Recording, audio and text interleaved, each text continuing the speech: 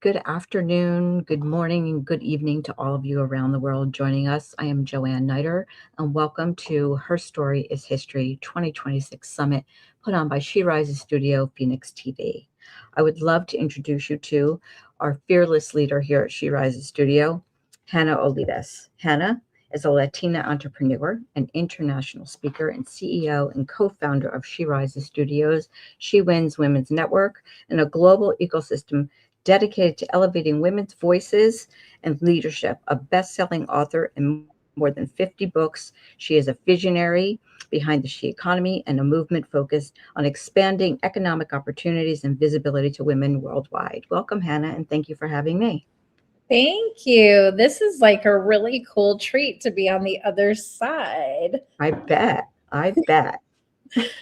Well, hello, everyone. I think it's such an extraordinary day for so many reasons. So good morning, good afternoon, good evening, dependent upon where you are in the world. And before I dive into this, I just want you to take a breath with me, because what you are a part of right now is history in the making. And this summit is not just another virtual summit. This is her story becoming history. And I'm also so amazed and proud of having our very first gentleman join us today. We always say empower her and the men who champion us. And so we have such an extraordinary lineup today for you. And I hope that you will stay for the entire summit today and tomorrow, because the men and women have poured into the time of making this possible. So I am Hannah Olivas. I am the CEO and founder of She Rises Studios, the creator of the She economy. And today I'm not just here to speak to you, I'm more here to activate something inside of you. And so because we have had so many moving parts, I'm here in Austin. We came out here for South by Southwest and also to do a co-branded event with iHeart for the Podcast Awards.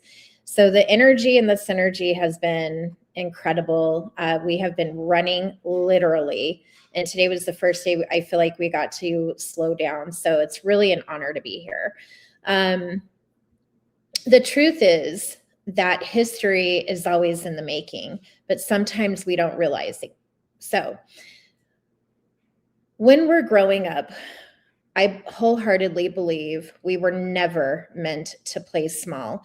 In other words, even as young men and women, all of us had this dream, something within our hearts and our minds that was ignited, and we just never really lit it, so to speak. So I feel like we're in a new era of no longer waiting our turn.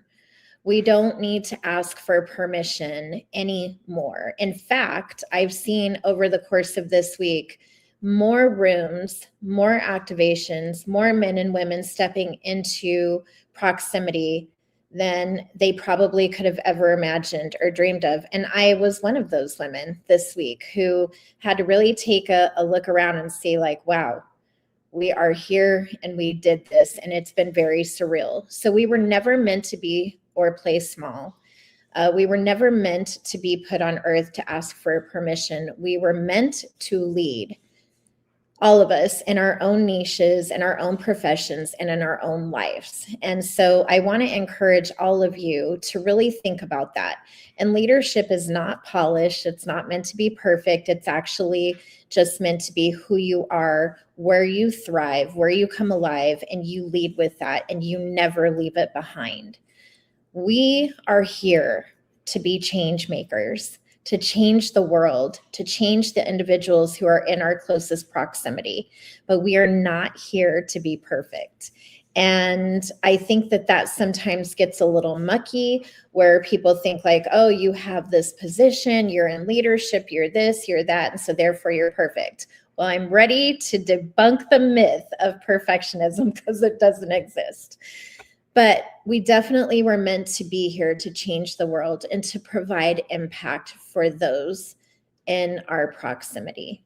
And there's lots of ways that we can do that. Along the way of the journey, I think a lot of us were told to be quiet, to stay agreeable, to stay likable, to stay safe. And let me tell you this, that is not a safe space to be in any longer. We cannot worry about who likes us. We cannot worry about being agreeable. We actually have to be the disruptors. And it can be a positive disruptor, positive impact. And staying safe does not build a legacy, and it does not create history or her story or his story. So I really hope today, as you listen to all of the speakers, you know, right here, right now is the moment where you ignite yourself to no longer stay in the comfort zone that we all talk about, where we think it's warm and fuzzy and we have our little snuggie wrapped around us. But I want to encourage you to really step out of that and get in rooms right now. There's a lot of things in our own personal stories that we've survived that we've never talked about. Some of those include rejection, betrayal, loss, pain. We've seen businesses, we've opened businesses that we thought the launch was going to be the one, and it didn't work out. We have seen things break from the inside out and the outside in. However, it's how we show up for ourselves and for those who are watching. And what I mean by that is not giving off the perfection, but showing the progression of what true entrepreneurship looks like, what true business ownership looks like, what true leadership looks like, because it's not polished. It's not perfect. It's actually the opposite. There was a woman who wrote an article that I got to read today, and she talked about the summit. And I would encourage you, if you have some time today, to go. I'll give you her name. Her name is Melissa Swanger. You can find her on LinkedIn.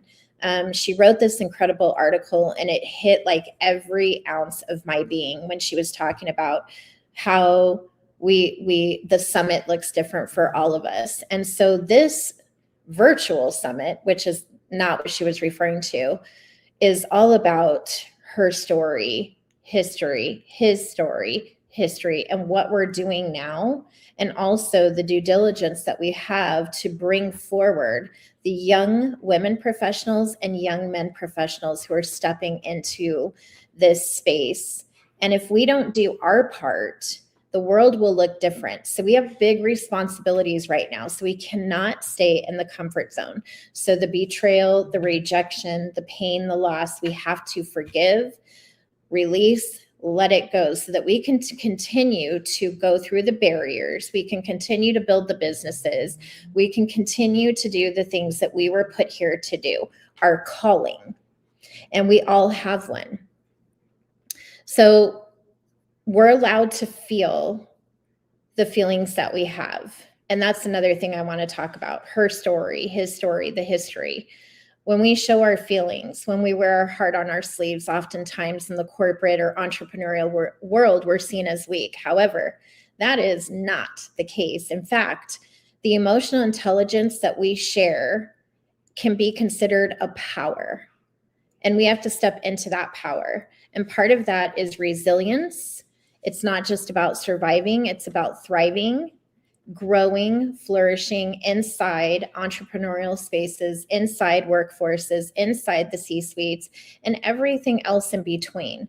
But it is okay to show the real you. I am a woman who was raised by a single mother and grandparents who didn't graduate high school, didn't go to college. In fact, my grandparents were immigrants. And I faced an extreme amount of trauma as a young woman, even a little girl, diagnosis that continues to try to take me out, which I refuse. I have the last word, at least in my head, I do. I'm also a woman who has stood in rooms and has been completely overlooked, even this week, underestimated and counted out countless times. But I'm also the woman who has built multiple businesses, not because it was easy. It's actually been quite the opposite. It's lonely.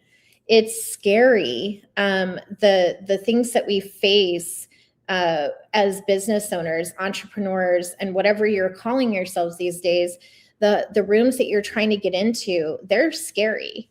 And so I want to encourage you to not let your past or current fears dictate your future, because again, you have the responsibility to take the impact, the legacy, and all of that and make history today, right now. And that's a really cool space to be in once you really understand who you are at the core, and not to be afraid to share it, to speak about it, and show up imperfect, and to become that her story maker. Also, making history is not just about you.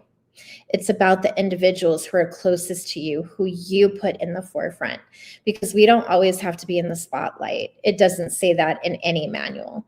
So it's okay to put someone else in the forefront, to lift them up, to elevate them to the rooms, the spaces, and places that they dream of. Do you know what that makes you?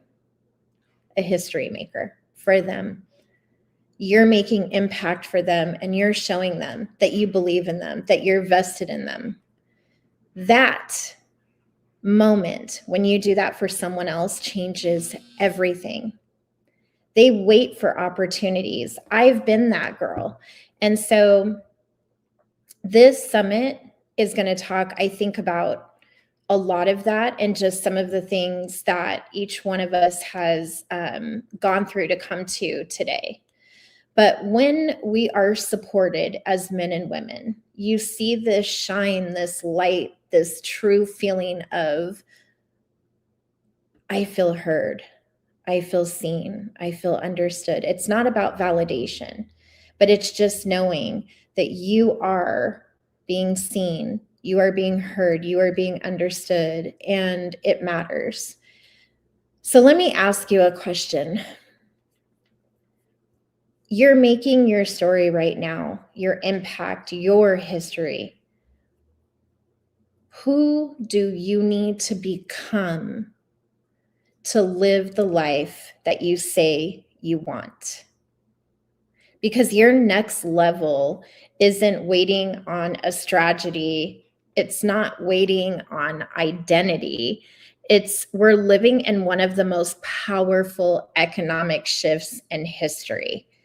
And women are influencing right now 70% of decision making globally. We are starting businesses at record rates. We are building brands, platforms, movements, all of the things, but there's still a gap. So as you listen to this summit today, I encourage you to become a sheconomist, to become a part of the women's economic system, the men's economic system, which is the she and the he. And it's not a concept, neither is legacy making, neither is history making. It's actually an entire movement. And so I want to encourage all of you to come forward and become a part of this and join us, help us educate, elevate, celebrate, activate other men and women by being her story or his story in the making. So thank you so much for joining me today. My name is Hannah Olivas from She Rises Studio, and it was my honor to speak to you today. Thank you so much, Hannah. And I'd like to go on and introduce our next speaker, Megan Dirks. Megan Dirks is a serial entrepreneur, a strategic brand partner, the founder of Girl on the Left storytelling movement. Through Brand Boss Crown Studios, she helps entrepreneurs build confidence, authentic brands that stand out. And I'd like to welcome Megan to the screen. Hi, Joanne, and hello, everyone watching. I'm so excited. Hi. So, tech mishaps aside, I am here to talk to you today about my everything I love doing with women particularly, but this applies to everybody. And this applies to everybody regardless of what country you're coming in from, regardless of what age bracket you may be in, regardless of what your culture is or what your upbringing is. The point is, we all have a story in us, and we all likely have a handful, or depending on your lived experiences, you might have 20. It doesn't really matter. What matters is there's a version of you that went through something hard and thought, one day this will make sense. And we often doubt that. Or if you follow faith or higher powers, you're like, I don't know what the lesson is, but I know it's in here somewhere. Some point I'll figure it out. And maybe you've also told this story before to your friends, to your family, to a community, if you use it as part of a business tool, whatever it is for you. Maybe you've journaled it, maybe you've healed it, and hopefully you've also stepped into sharing it as well. But here's the part that no one talks about, and the part I think is really important. You don't just heal your story, you can also build with it. And that's where I really love working with people is one, I consider this two phases. Phase one, you gain the confidence and you gain the healing enough to be comfortable sharing your story. And I help lead a lot of women through that. And what we do next is decide if they want to do anything else with it, because there are more options. So you can own your story without editing it. And we do that a lot. We do that a lot on social media. We do it a lot as we speak to people. We leave out certain parts. We omit certain things that may carry some shame. So I'm talking about starting to share the parts of your story that are not just the polished versions and not just the Instagram caption version, but the real one with depth. Every time you hit a point where you're like, I don't really want to share that part, that's the part I really hope we step into sharing more of.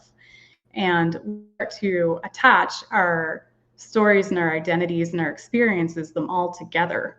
And what I'd really like to see is more of a separating the identity from the experience.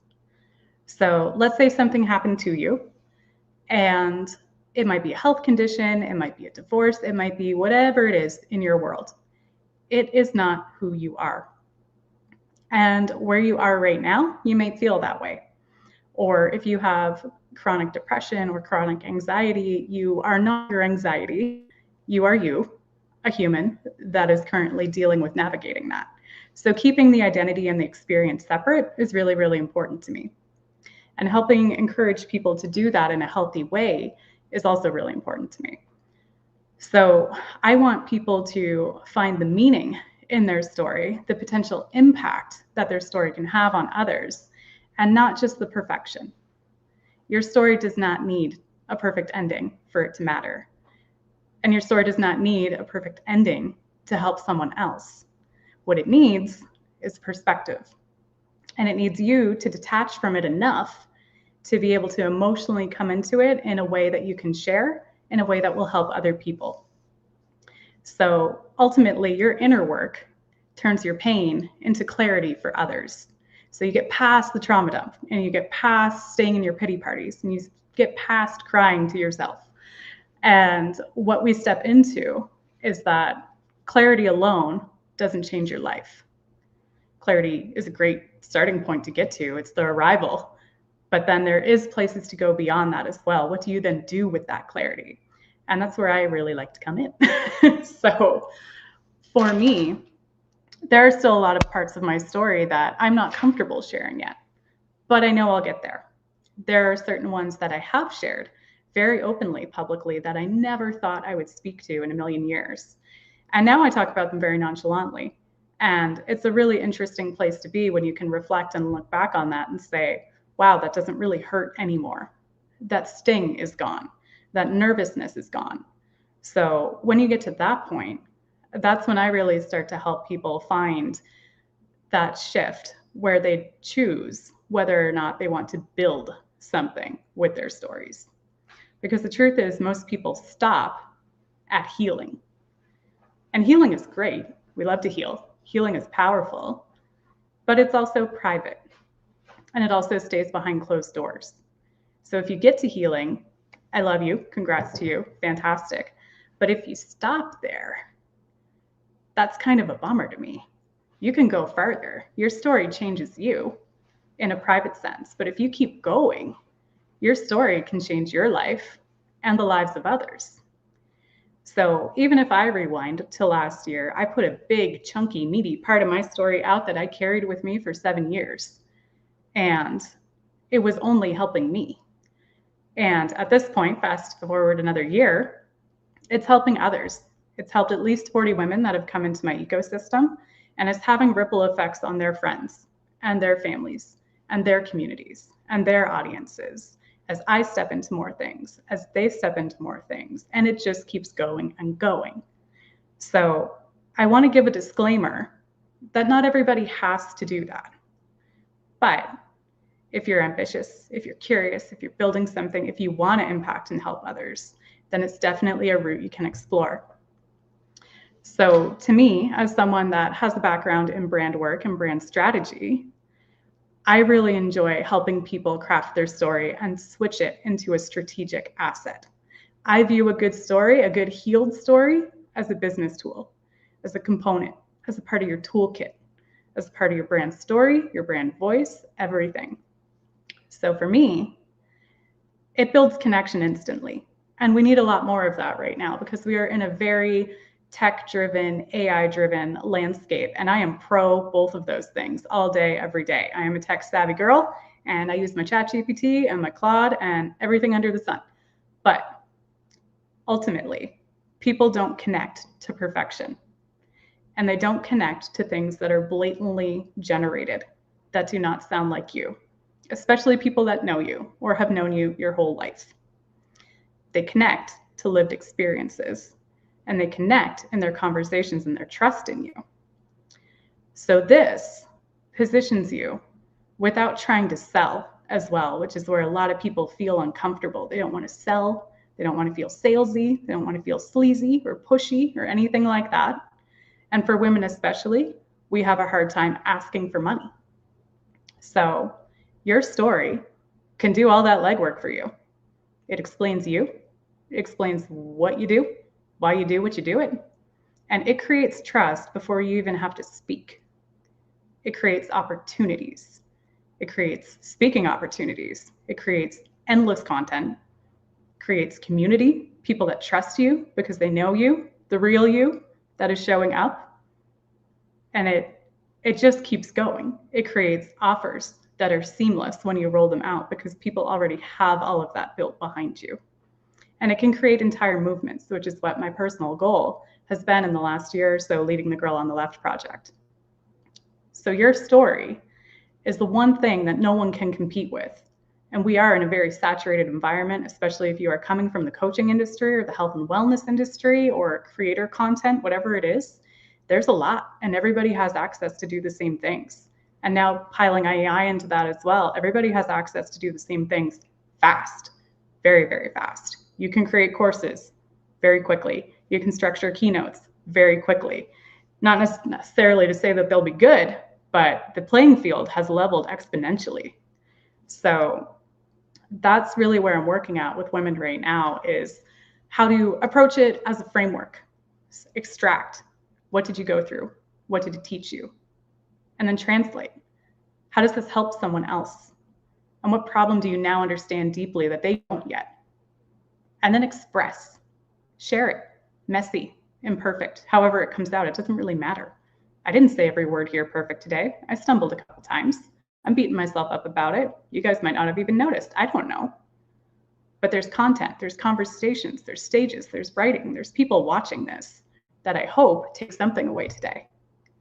So you don't need a brand to start. You don't need it to be all put together and polished, but you do need a voice. And you need to decide if you want to use your story for anything else beyond your own personal private healing, beyond closed doors.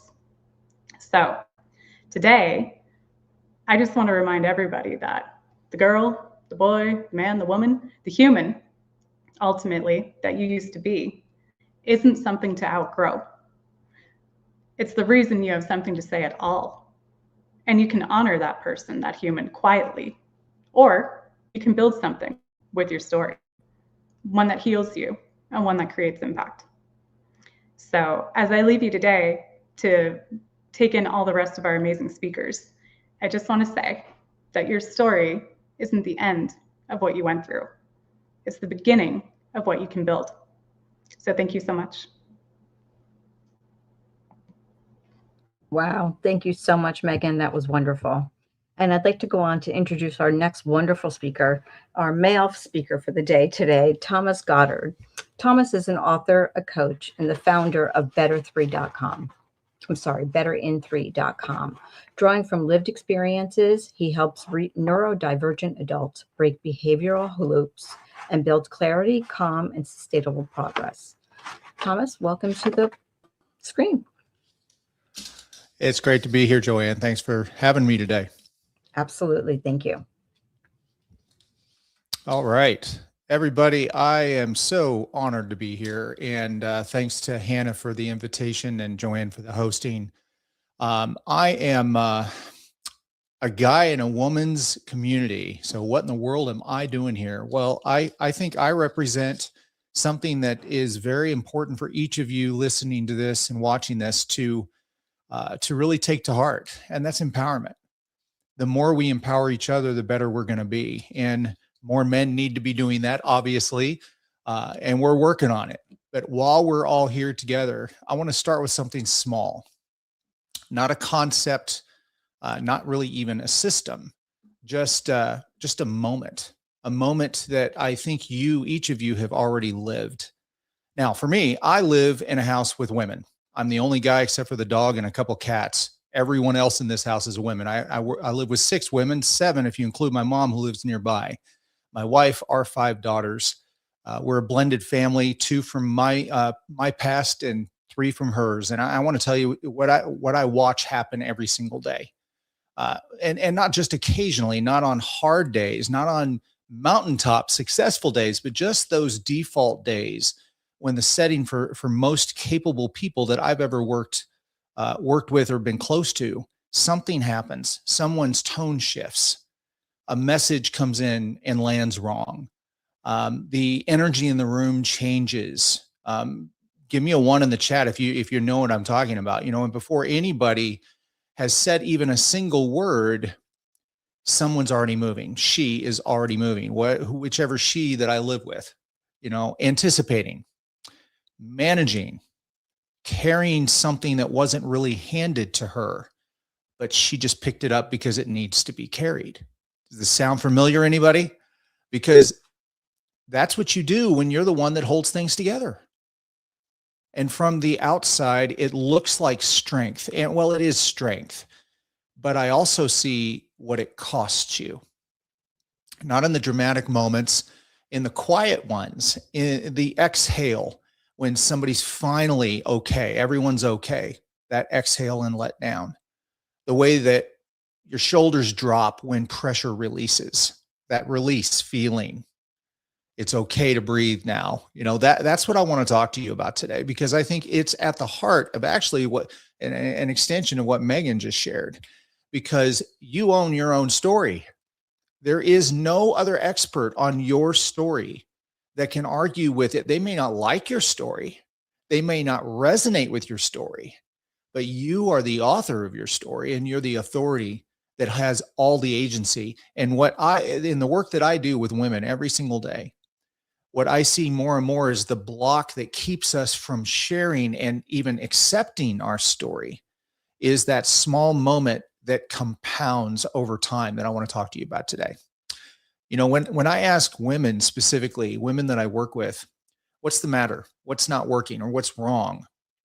I hear some recurring themes. And men or women are a little different in this area, but from the women, I don't hear I feel bad. I hear I don't have discipline or consistency. I can't stay there. I know what I need to do or I should do. I just don't do it. And I understand why they say that, because from the inside, that's exactly what it feels like. After years of working with people who are smart and capable and genuinely trying, many, if not most of them, women, that's not what's actually happening. This isn't a discipline problem. If you've experienced this, share a little bit about what, maybe a single word that you want to share in the chat. But this isn't discipline you're having a problem with. This is not a motivational break. You're not, lacking motivation. What's actually happening, it's running underneath all of it, and it's older than you think. It's a trained response to pressure. And there's not a single person on this call or watching around the world that doesn't feel what I'm talking about. We all do. We're human. When pressure comes to our life, that's one of the things that we can count on in this life: pressure and stress, and it's going to show up. And likely it's going to show up in the least, anticipated moments. But it's those ordinary moments that I want to talk about. This is a trained response to pressure, and it's been doing its job. It's been doing the job that it's been trained to do. And what happens over time is it stops feeling like a pattern and it starts feeling like a personality. It starts feeling like an identity. Well, I just can't keep up. I'm not good enough. There's no amount of skill or training that I can do. I just can't ever get over that hurdle. And here's what that pattern looks like. I actually call it a loop. Here's what that loop looks like. Something shifts in your environment. Okay, maybe a deadline or a look, a glance, a message with a certain tone that comes across. Your system reads that before your brain does. Your body knows what's happening before your mind picks up, speed and catches up. You feel it before you think it a lot of times. And before you've even made a choice, you're already reaching, fixing, smoothing it out, stepping in, taking over, whatever you need to do to pick that thing up that you're now choosing to carry and moving on with it. And when the pressure releases because of what you reached for, you feel that too. But it's not joy. It's not fulfillment. It's not abundance. What you're feeling is relief. And relief is a powerful teacher. But you see, your nervous system doesn't ask whether or not it's a good choice. It just registers, this worked. And it tells you to do it faster next time stress shows up. Do it again and again and again. So it does. And pretty soon you don't even know what's happening. It's kind of like driving from your house to a grocery store and not remembering the trip, having no memory of that 2 miles or whatever you just drove. From the outside, it looks like strength that's happening, but inside, you know exactly what's actually going on. So here's what I want you to hear before anything else. Okay. Number one, and I'm going to piggyback on something that Megan talked about here. Your lack of discipline and everything that you feel like it is, this is not a character flaw. I'm going to say that again. You're not broken here. There's nothing wrong with you. And we believe this every single time we all of us, when we feel like we're not keeping up or we're not performing well, or we're just not making that connection, whatever it is we feel we've fallen short in, we start interpreting that as a personality and part of our character. But it's not. This is not proof that something's wrong with you. You didn't choose this pattern. It was built around you by environments that needed you to step in, by relationships that ran better when you carried more. Okay. Anybody hearing this and resonating? By years of being the one people counted on.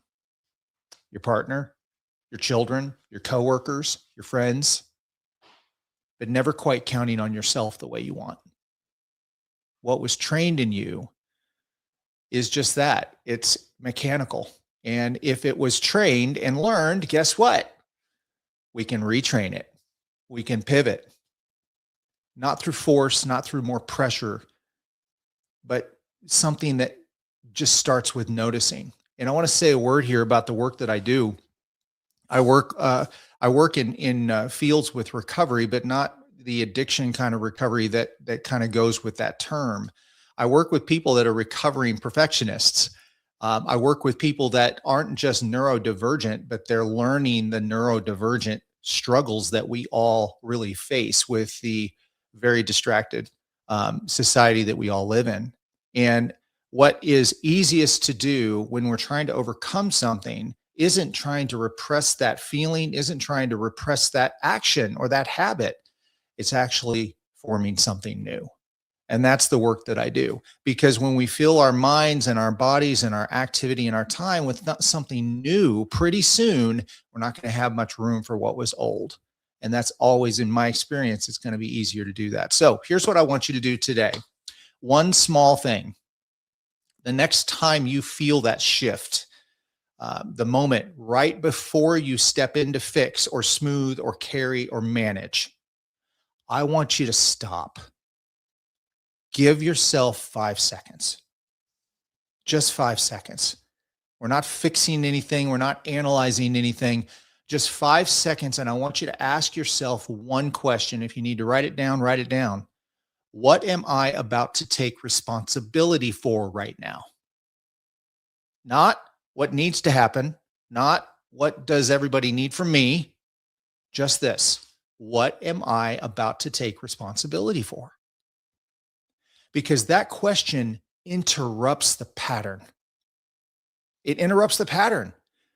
It doesn't stop you from stepping in. It just makes the choice instead of a reflex. And sometimes that shift is the world of difference that we need to start intentionally engaging with things rather than reacting to them all the time. And over time, that difference is everything. Okay, this awareness is where change begins, and that's exciting. What you just heard, what you're sitting with right now, wherever you are in your mind, matters. Listen to that moment. But I'll be honest with you, awareness alone doesn't transform us. It doesn't take hold. The pattern, the loop it doesn't care if you saw it.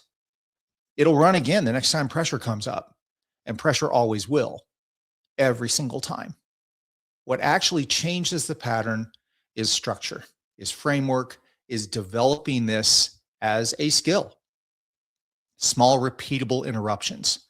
Built, again, doing something new, not repressing the old habit we're trying to stop.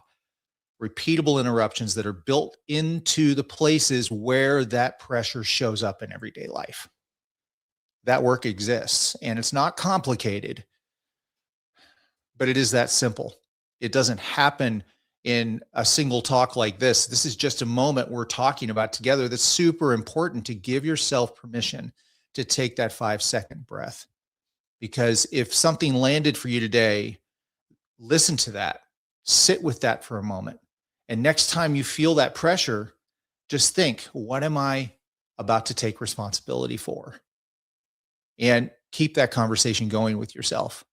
The men and women that I work with every day in more of a cohort setting, we're a team and we're all working with each other and for each other to create better systems. Because here's the fact: you were endowed with a nervous system, and there's nothing wrong with it.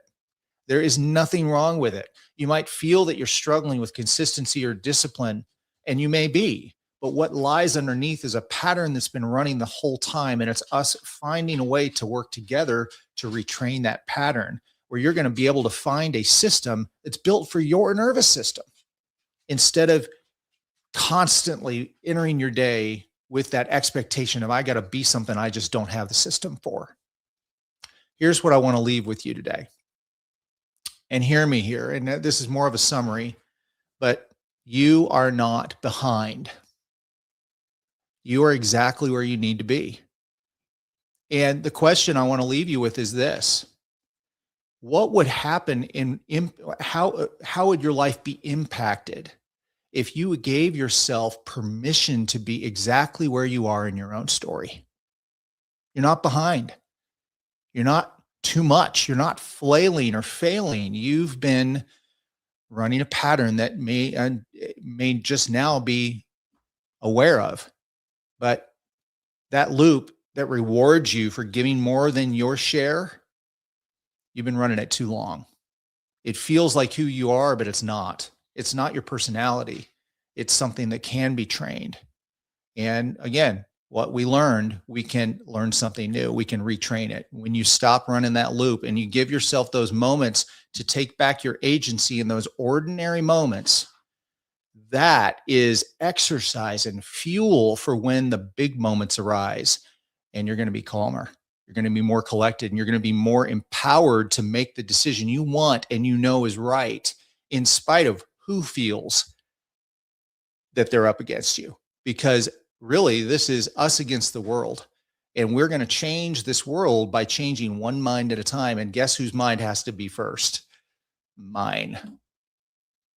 You finally get to keep that for yourself, and you finally get to start retraining the loops that will become the fuel for whatever success lies ahead for you. Thanks a lot for your time. Wow, Thomas, thank you so much for that.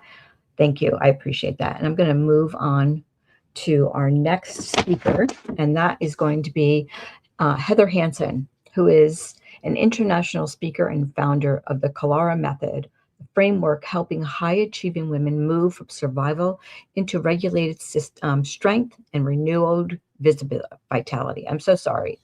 I apologize about that, Heather. But survival into regulated strength and renewed vitality. Welcome, Heather. Heather, are you muted?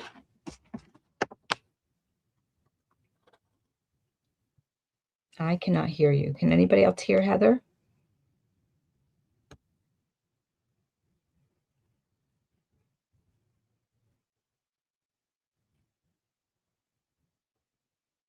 Yep. No. I'm so sorry. Do we want to just move on to the next person? Heather, we can come right back around to you. Okay. Do we have, sorry, is Hannah Darby available to come back on stage with us right now? And if she is, I would love to introduce Hannah. Hannah is an award-winning holistic healer and grief guide who developed the HEAL, HEAL method, combining science and spirituality to support deep emotional healing. Welcome, Hannah Darby. Hi, everyone. Thank you for having me here today. Good morning, good afternoon, good evening, wherever in the world you are. Thank you for joining us today. What incredible speakers we've already had so far, and so many more to come. I want to say thank you to our hosts, Hannah, Joe, and Kathy, and to She Rises Studios for creating this impactful summit. As we gather during Women's History Month, we honor the women who came before us, the pioneers, the healers, the truth tellers. Some of the most transformational work in grief and psychology has been carried out by women. Women who dared to name what others avoided.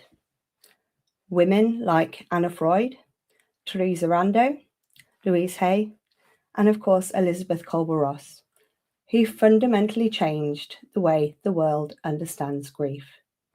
And today, I want to explore something deeper. Not just personal grief, but the grief women carry individually, collectively, and historically. Because women don't just grieve people. We grieve lost safety, lost opportunities, lost voices, lost identities, lost versions of ourselves, and generations of women who were never allowed to speak. Before Elizabeth Kolber-Ross published her work, death was rarely spoken about openly. It was hidden, sanitized, avoided. But Kolber-Ross did something radical. She gave grief language. Her work on the 5 stages of grief helped people understand what was happening inside them when their life changed forever. These stages were denial, anger, bargaining, depression, acceptance. Not as a checklist, but as a map of the human experience. Because when people have a language for their pain, they stop believing they are broken. Denial protects us when the truth feels too overwhelming. Anger arises when something we love has been taken back. Bargaining is the mind searching for control, and depression is the weight of reality setting in. And acceptance, it's not about liking what happened, it's about learning to live with it. These stages are not linear. They are not weakness. They are protection. But for women, these stages are often complicated by something else: history. Because women carry intergenerational grief from decades, centuries of being silenced, dismissed, judged, feeling unsafe, told that we are too much or not enough, and asked to prove ourselves again and again. We are the daughters and granddaughters of women who could not vote, could not own property, could not open bank accounts, and who could not speak publicly without consequence. That history does not disappear. It lives in our bodies, in the nervous system, in the way many women still feel a tightening in their throat when they speak, in the way we overwork, overachieve, and over-apologize. This is not weakness. This is memory. And the reason this work matters so deeply to me is because grief hasn't just been something I've studied. It's something I've lived. I'm a holistic healer and grief guide, a certified grief coach and educator, a master heart healing practitioner and Reiki master teacher, as well as a multiple international best-selling author. And through my work, I help people navigating deep grief and emotional pain to heal at the root, using a powerful blend of psychology, energy healing, and subconscious work that supports the healing of the mind, body, heart, and soul. And much of what I do focuses on helping people understand that grief isn't something to be fixed or rushed through. It's something to be honoured, integrated, and ultimately transformed. Because grief doesn't just break our hearts, it changes who we are. But my professional journey has never been separated from my personal one.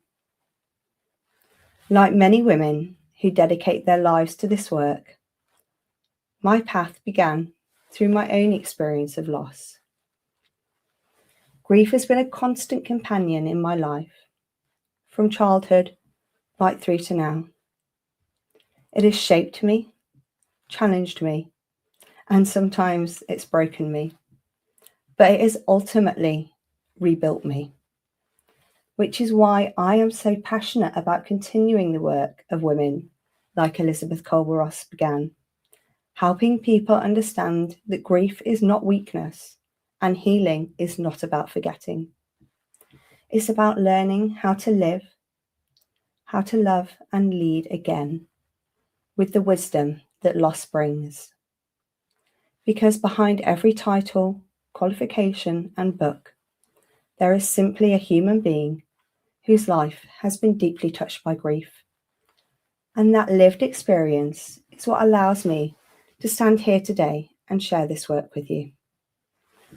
Grief has been present in my life for as long as I can remember. One exercise I often invite people to do is to create their own personal loss timeline. A simple reflection. What did you lose? And when did it happen? Most people are surprised by how much grief they have carried. My own timeline began when I was just 5 years old, and our family cats died. They slept beside me whilst I was sick. They curled up with me whilst I slept. And when they died, my little world fell apart. That was my first experience of grief. Years later, other losses came. My grandmother, family friends. But the moment that changed everything happened when I was just 13, when my father died suddenly in front of me from a heart attack. One moment he was there, and the next he was gone. I had no support, no language for what I was experiencing. My family were lost in their own grief. My peers didn't understand. And the adults around me didn't know how to help. So I carried that grief for many years, like so many people do, until I eventually discovered something profound. Grief doesn't disappear just because we ignore it. It waits. And for women in business and leadership, grief can often show up in unexpected ways. Denial can look like pushing through exhaustion. Anger can appear as burnout or frustration. Bargaining can sound like, if I just work harder, then I'll finally feel enough. Depression can look like losing confidence, clarity, or motivation.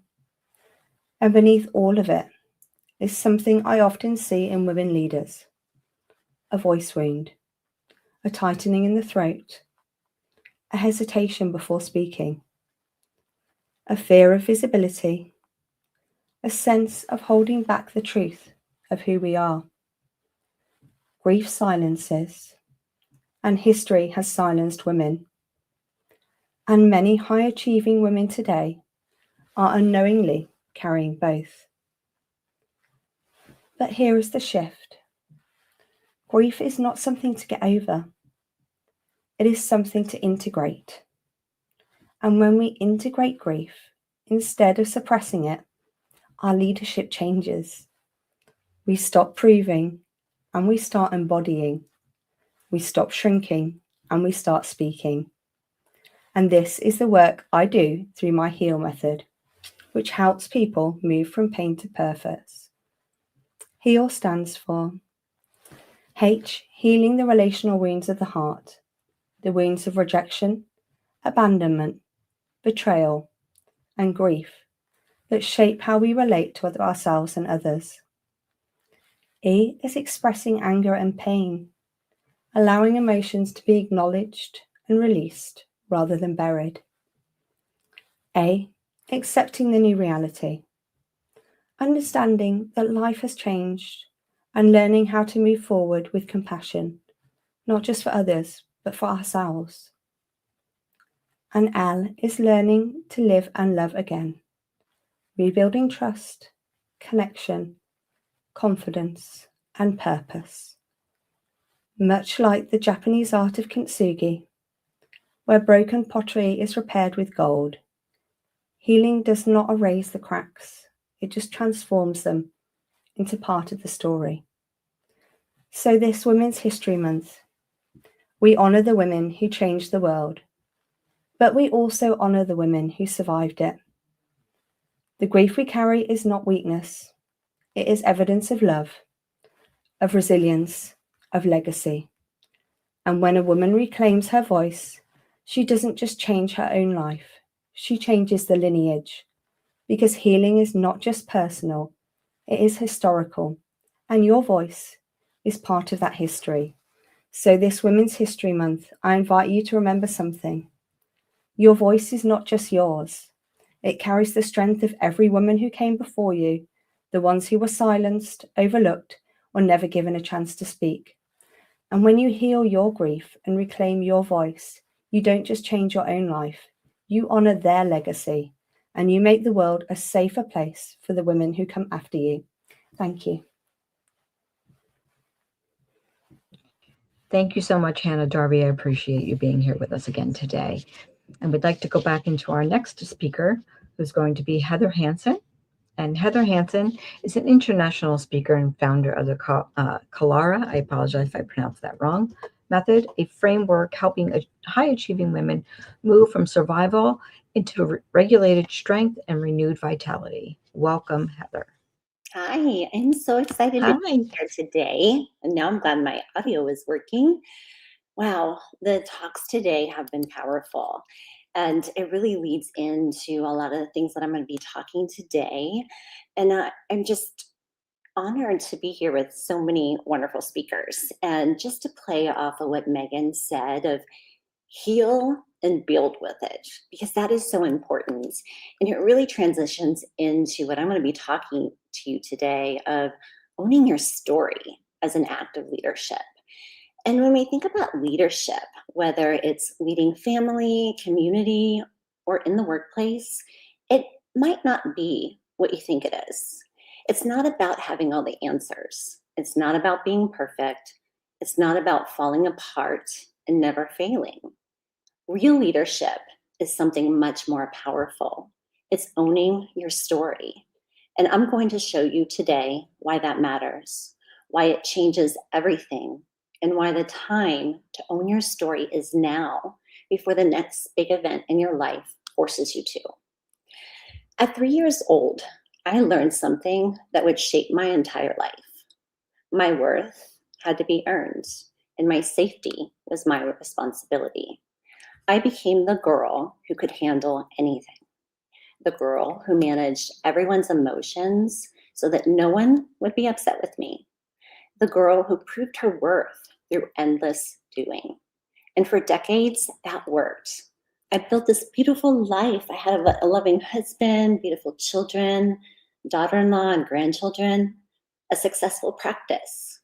I was educated, accomplished, and respected. But here's the truth. I couldn't feel it fully. Despite all of the things that I had, there was this numbness inside of me, a dissociation. I could not access full joy or excitement, so instead, I went searching for the next adrenaline hit, my next achievement, my next proof that I was worthy. And I'm willing to bet you know that feeling too. And if you do, put a number 1 in the chat. That relentless drive to do more, achieve more, prove more, searching for something that maybe you just can't quite name. But here's what I wasn't owning, the story behind that drive. The 3-year-old inside of me believed her worth had to be earned. The belief that I just had to achieve enough. And if I did, I would finally feel alive. And then my grandfather died when I was 48. And when he died, something broke open. I realized that I was carrying guilt I didn't even know existed. I had been keeping a secret from my grandparents because I thought I was protecting them. But keeping that secret, I had to leave. I had to move away. And in trying to protect them, I actually hurt them even more. Then when I realized that I had hurt them when I was trying to protect them, I realized I was hiding my story and had been running my entire life. Around that same time, I was also questioning my career. I had all of these advanced protocols. I was an expert in my field, and I was helping most people optimize their health, but something wasn't working. There were people that weren't improving, and they all had one thing in common: unresolved emotions. Emotions they had stuffed down, pushed down, and kept going. And then I realized something that really changed everything for me. I had never dealt with my past.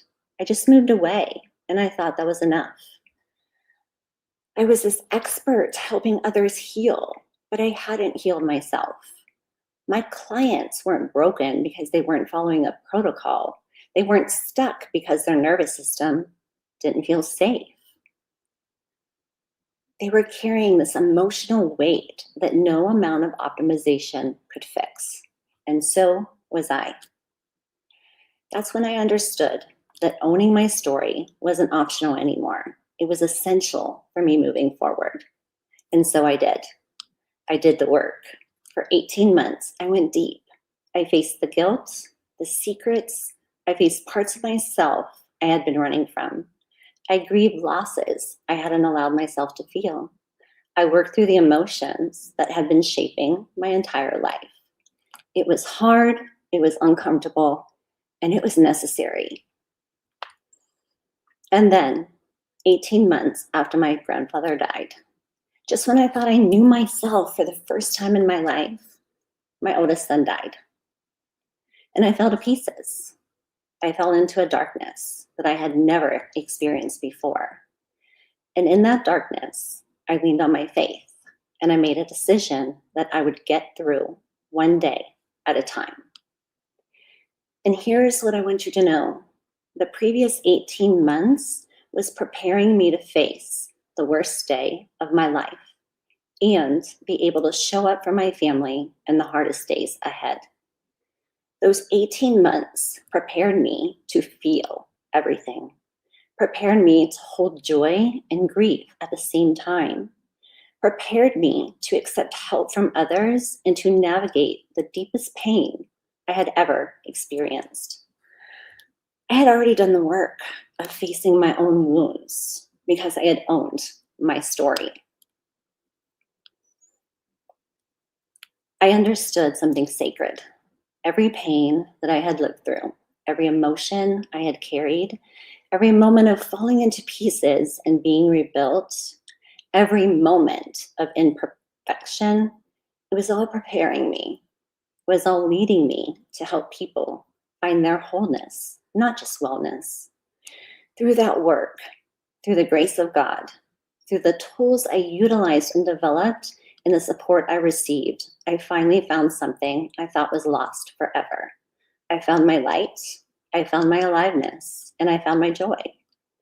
Not through more achievement, not through more doing, not through more proving, but through integration, through healing, through integrating all of me, through finally believing that my worth was never something I had to earn.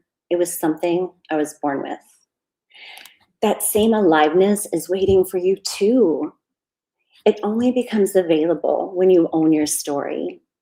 Not the story that you tell people, not the story of your success, accomplishments, but the real story, the one with the guilt, secrets, the emotion, the parts that you have been hiding. And that is where true leadership begins. And I would love for you to experience something today and what it feels like to own your story, not as a concept, but as a felt experience in your body. So I'm going to guide you through a very simple practice over the next minute or two. And all I want you to do is follow my voice and allow your body to feel whatever it feels. So please close your eyes and put one hand over the other over your heart. Feeling that connection. Your heart is where your story lives. It's where your truth of your life is held. And now allow a breath in through your nose and out through your mouth.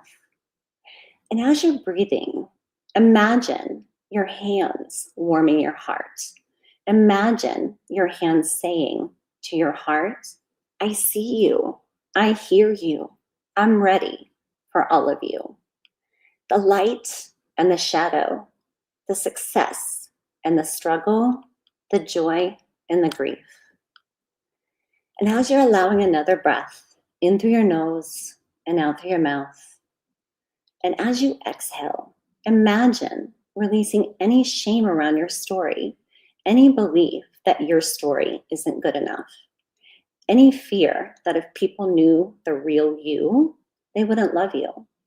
Let it go. Allowing that breath in through the nose and out through the mouth.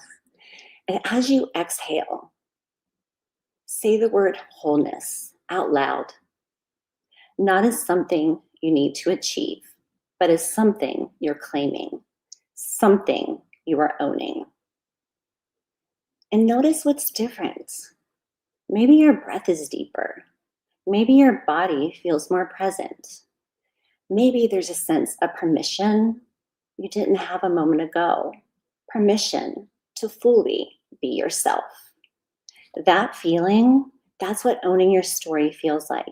That's what leadership feels like.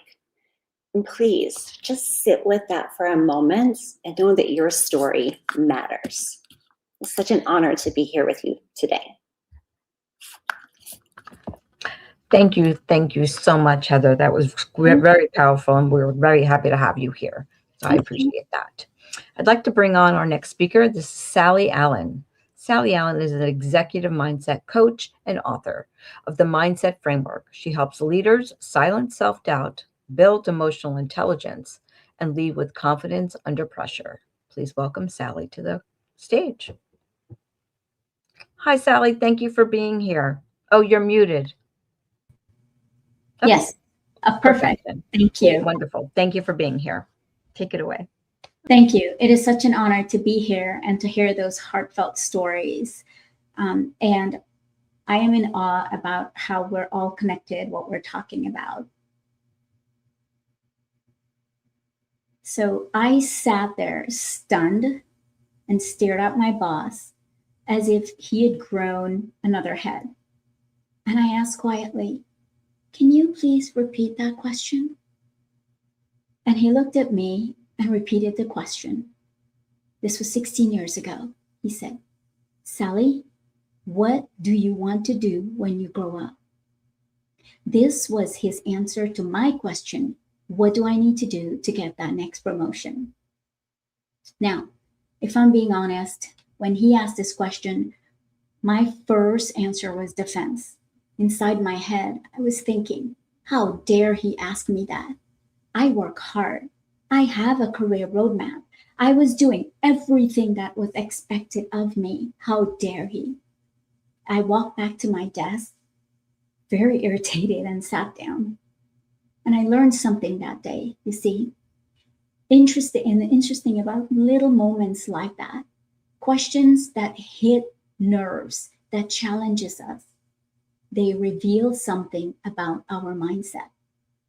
The thing we don't realize is that we have a choice how we process information, because the brain cannot tell between fiction and reality, and what we tell the brain, that's what it believes. We have a choice how we process information that comes our way. We have a choice how we respond to it. And that is what this talk is about today. The mindset we choose to process information can literally change the trajectory of our lives. So coming back to my story, I sat at my computer and I chewed my lips and I pondered, should I be mad? How should I take this? I was just thinking, should I go talk to my friend Mary down a couple of cubicles down and say how inconsiderate my boss is? I decided to sit there for the first time and ponder the question.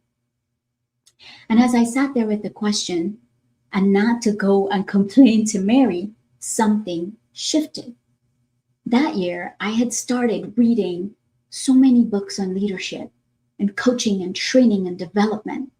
And without realizing it, I was indirectly coaching all of my boss's direct reports.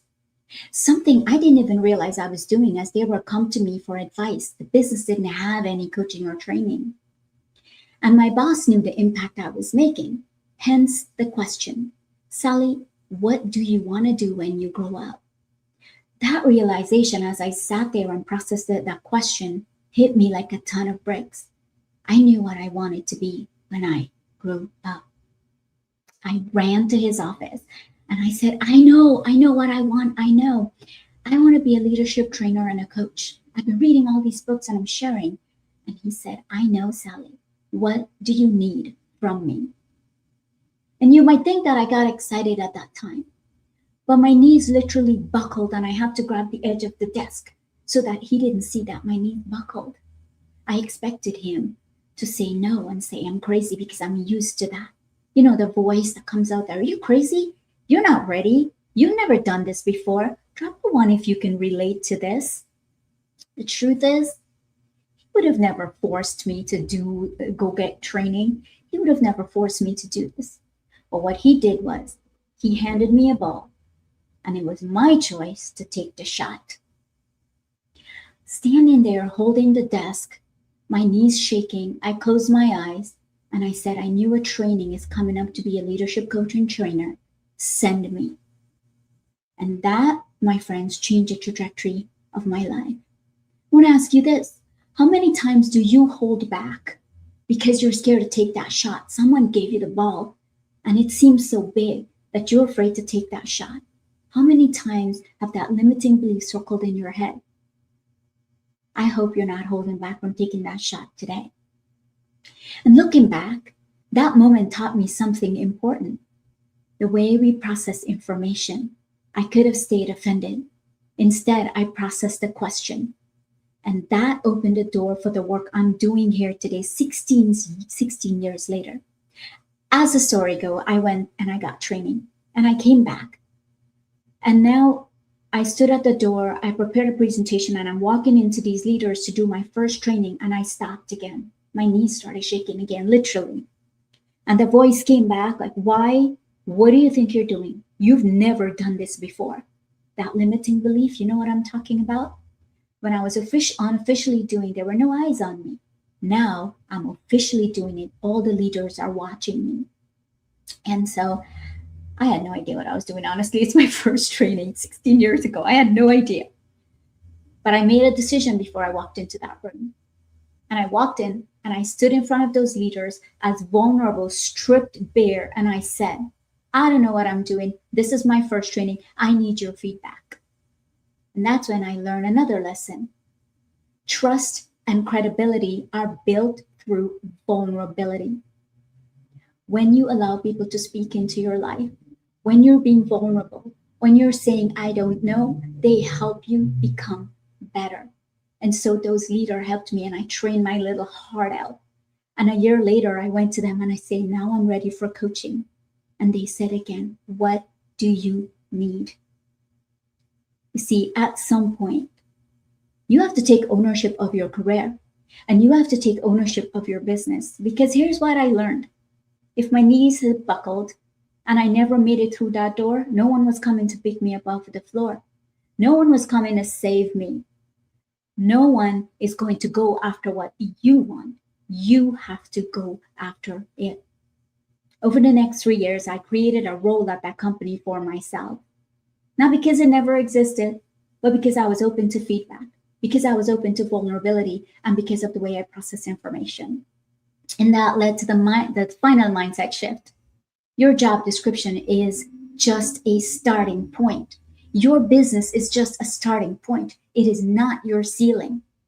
When you consistently look to add value to people, when you consistently look to fill gaps, people start to notice. Opportunity starts to open up. Whether you're a small business owner, whether you're in corporate America, I will tell you this. If your knees are not shaking and buckling at some decisions, then your why is not big enough. You see, when I look back, I realized that moment with my boss was never about the question. It was always about my mindset and how I processed that information. That is why I became a mindset coach today. So first, I learned how to process information. It matters. What you tell your brain, that's what it will believe. I will say it again. It does not know between fiction and reality. Make up a positive story. That's what it will believe. Second, I learned trust and credibility are built through vulnerability. You don't need to have all the answers. You don't need to be perfect. Third, I learned you have to take ownership of your business and your career. No one's coming to pick you up off of the floor. And fourth, I learned that your job is only a starting point. When you see a gap, go after it, fill that gap, add value to your clients. There's so much AI tools out there. Go add more value to your clients and watch those doors open up. For me, all that came with one uncomfortable question. What do you want to do when you grow up? And the decision about how I choose to process it, that is the powering of rewiring your mindset.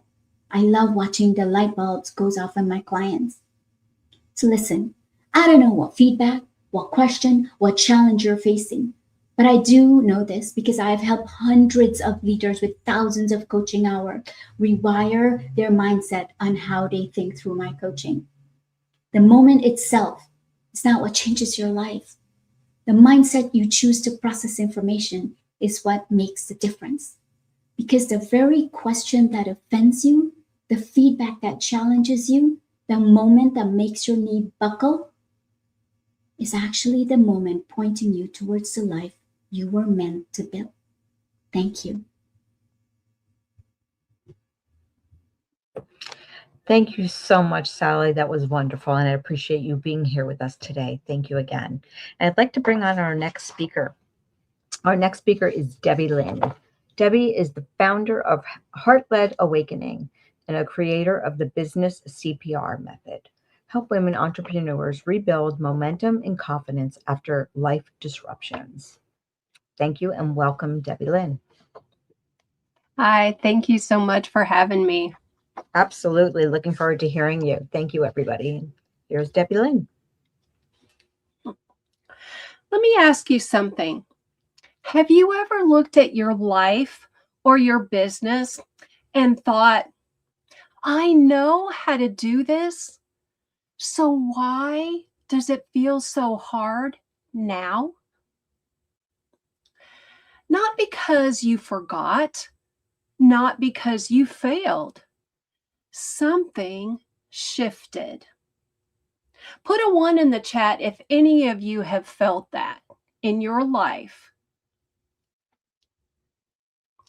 I can tell you, I remember in 1 week losing my 4-month-old son, my job, and nearly my identity.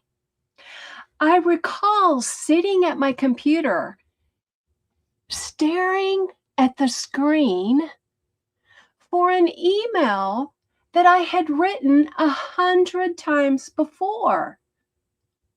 Something that I used to do in minutes. But this time, I couldn't hit send. My mind went blank. The words would not come. From the outside, everything seemed fine. But on the inside, everything had changed. I call this the silent shift. So let me explain what's really happening when life hits. The silent shift is when nothing breaks on the outside. We all see the outside, but everything changes on the inside.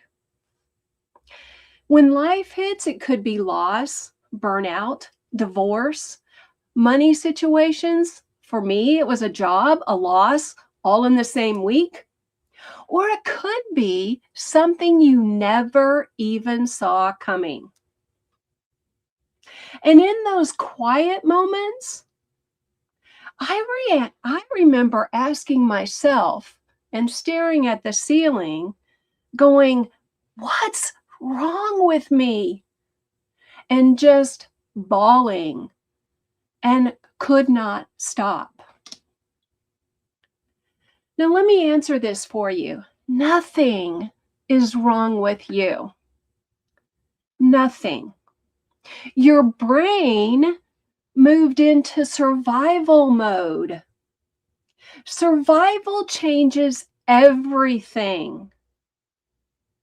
How we think, how we decide, how we lead, and how we sell. And what I've learned in my work is we have 3 operating patterns that women in business fall into. Most women move into one of these 3 patterns. So just notice which one sounds like you as I go through it. The achiever. She moved fast, got things done, never hesitated. Now she says things like, I know what to do, but I just can't move forward. You didn't lose your ability, you lost your sense of safety. Number 2 is the carrier. You become the strong one. You take on more work, more people, more pressure. Everything keeps going, but growth slows because you see, leadership needs space. Third is the giver. You care deeply. You want to help people. So you give more time, more energy. You lower your prices. You say, I just want to help people. And you mean it. But slowly, your business gets heavier. These are not flaws. These are what we call survival patterns. It helps us survive in a crisis, but in business, it actually slows your business. So, what do we do? Do we push harder? No. Because pushing harder keeps you stuck. Say this with me if you've been in this position or you're thinking about it. I don't need to push harder. I just need to restore myself. Because in these times, the world expects us to keep moving, to keep going.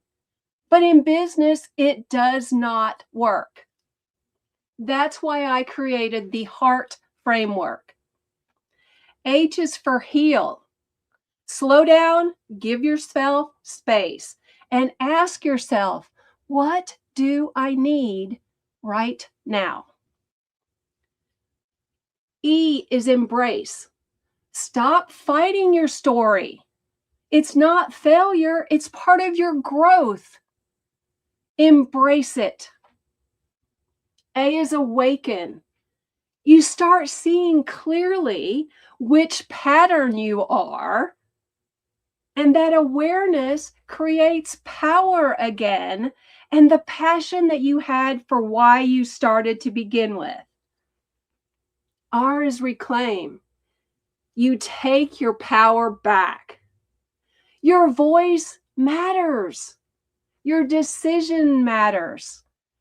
And I matter. T is transform. This is where everything shifts. Your clarity comes back, your confidence comes back, and momentum comes back. So I want to leave you with just a small story that I call the seed. You see, when a seed is planted, it's buried. If you didn't know any better, you'd think it was gone. But it's not gone, it's growing. If you feel buried right now, realize that you need to sit a little taller. I want you to do this for me. Put your hand on your heart and say this with me. I'm not broken. I'm not broken.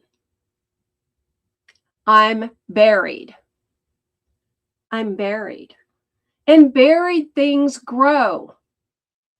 And buried things grow. Remember, I'm not broken. I'm buried. And buried things grow. So remember that your story, it's not over. This is the moment for you to rise.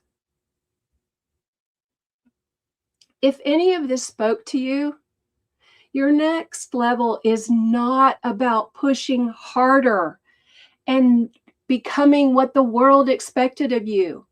You are unique and you are powerful who you are and who you were meant to be.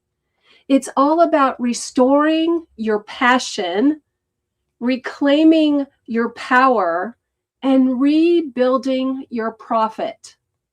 That's the CPR method for resuscitating your business. And when those come back, passion, power, and profit, so do you. So again, I'm going to ask you, do we push harder? No. We don't need to push harder. We need to restore ourselves. And it starts from the heart. It starts from the inside. Because when life hits, it hits us on the outside, and we have to restore from the inside. Thank you. Thank you so much, Debbie Lane. That was absolutely wonderful. We appreciate you being here with us today, celebrating Her Story is History 2026. I'd like to open up the stage now for some Q&A from everybody out there watching and listening, and we can bring our speakers back on stage as you go. But we are ready to take some questions and see what happens. So drop them in the chat and let's go.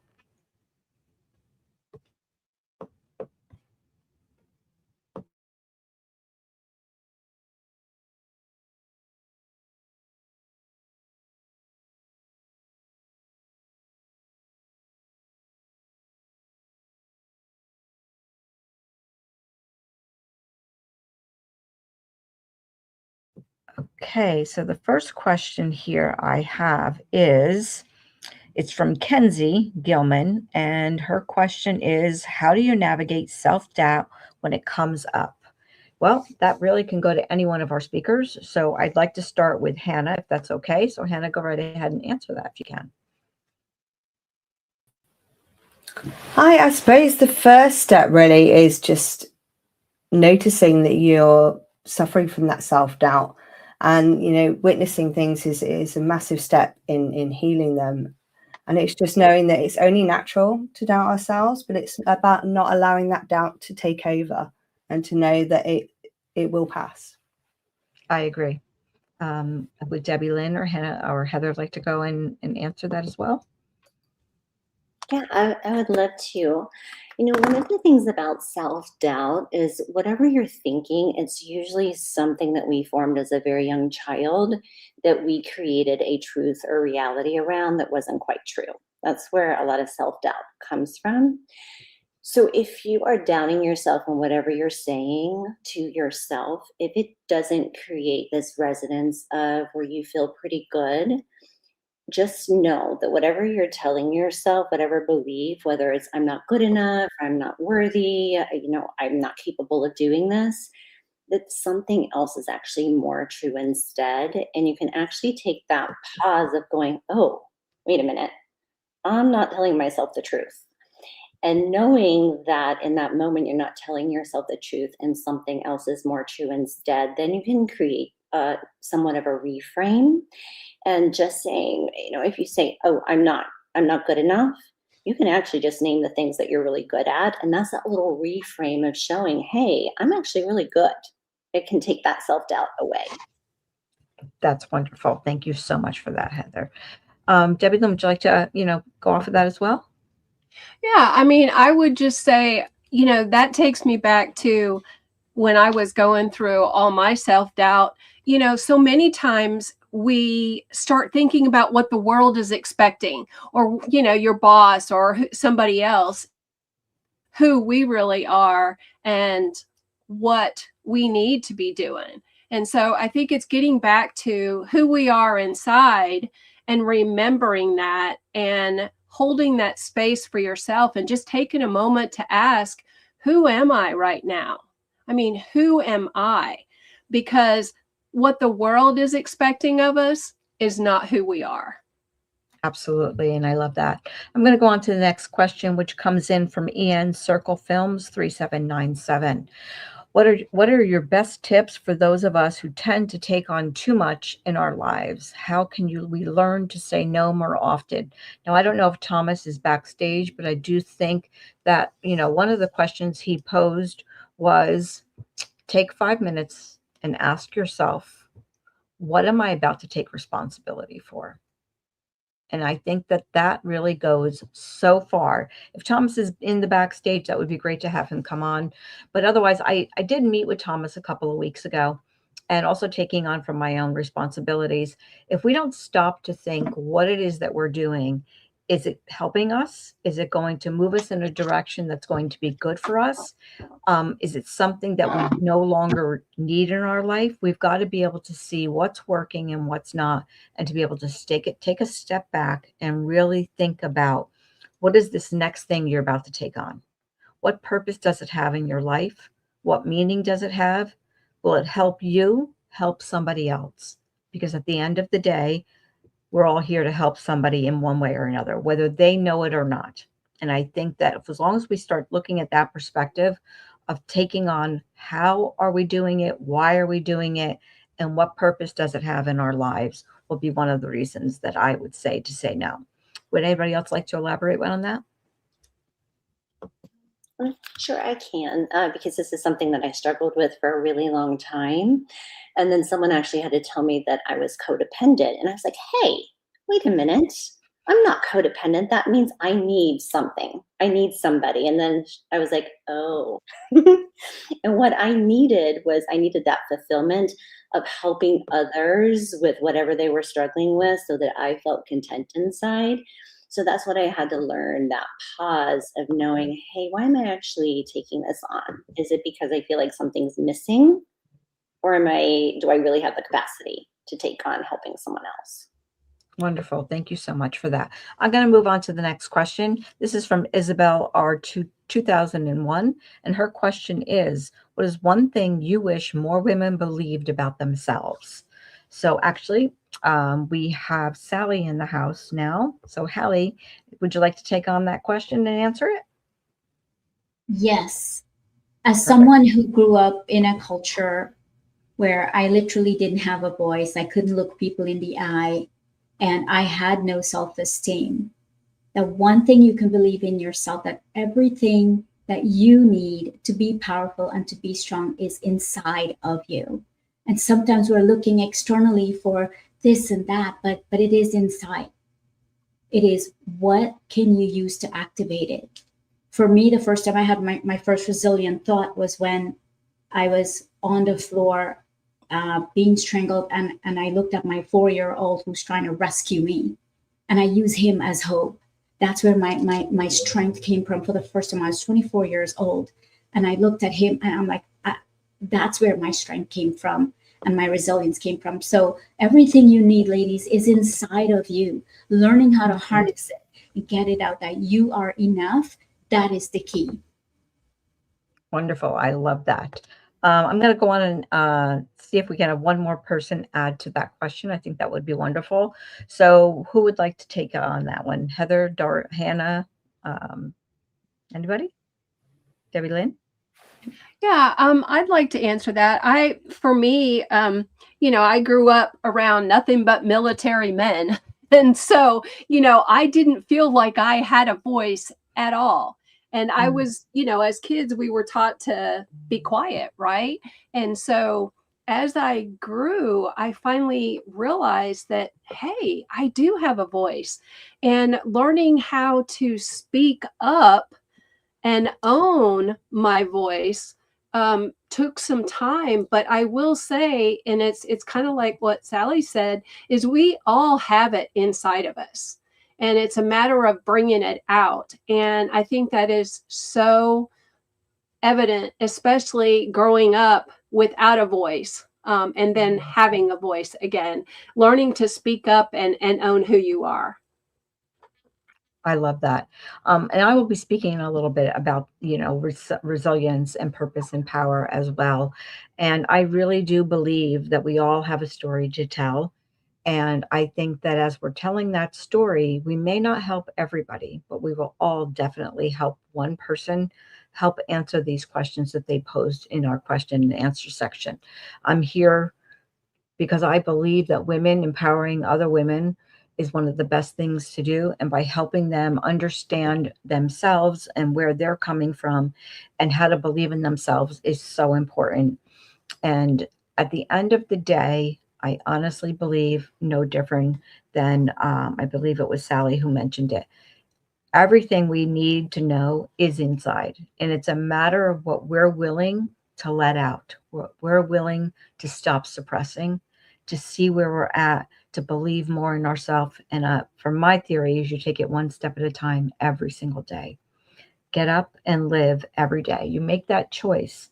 And if for whatever reason you're not able to live that day the best way possible in whatever circumstance you're in, I'm going to say live that day the best way you can for whatever circumstances you're in at that moment. And I think that that's part of helping you believe in yourself. Mirror work is another great way. And I do believe that affirmations also helps you believe in yourself better as well. But start journaling and start doing the things that you need to do. So I love this, and I think that this is really great chat going on. I'm not sure that we have too many more questions coming in at the moment, but we have one from Cando4. She didn't have a question. She just posted a comment. For me, I learned to listen with my ears and not my triggers. That's a very, very powerful statement. Would anybody like to elaborate on that? Heather, maybe? I can't hear you. Just a minute. That one is such an important thing to think about, right? Is we all have things that happen on a daily basis, and our perception of what's happening and listening actually with our ears instead of our old beliefs or our old feelings or old emotions, and actually reacting instead of actually knowing what's actually happening. It's so important to take that pause and know, okay, what am I actually doing here? How am I actually working on this? And the more that you actually know yourself and know those old beliefs that aren't true, the more you will actually step into your authenticity, so that you're actually reacting and or actually not reacting or overreacting to things that aren't a big deal. Very, very good. I like that very much. Hannah or Debbie Lynn, anybody?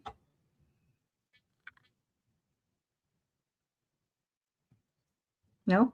Okay. Let's see if we can move on to another question in the chat. I did see a couple earlier on. I'm not sure if I can pull them right now. Why don't we just take a moment and each of you give a one-sentence statement that you can tell women during Women's History Month, something that roots deep inside of you to explain the power of women helping women.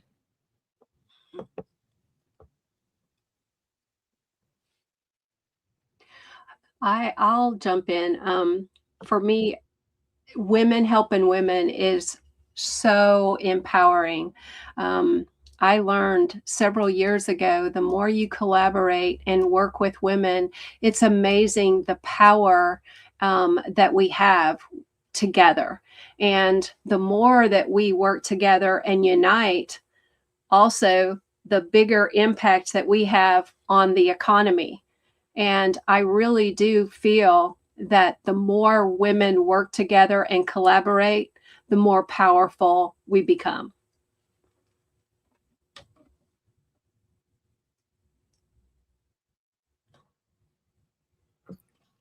Hannah, would you like to go? Or, I'm sorry, who? Yeah, I can go next.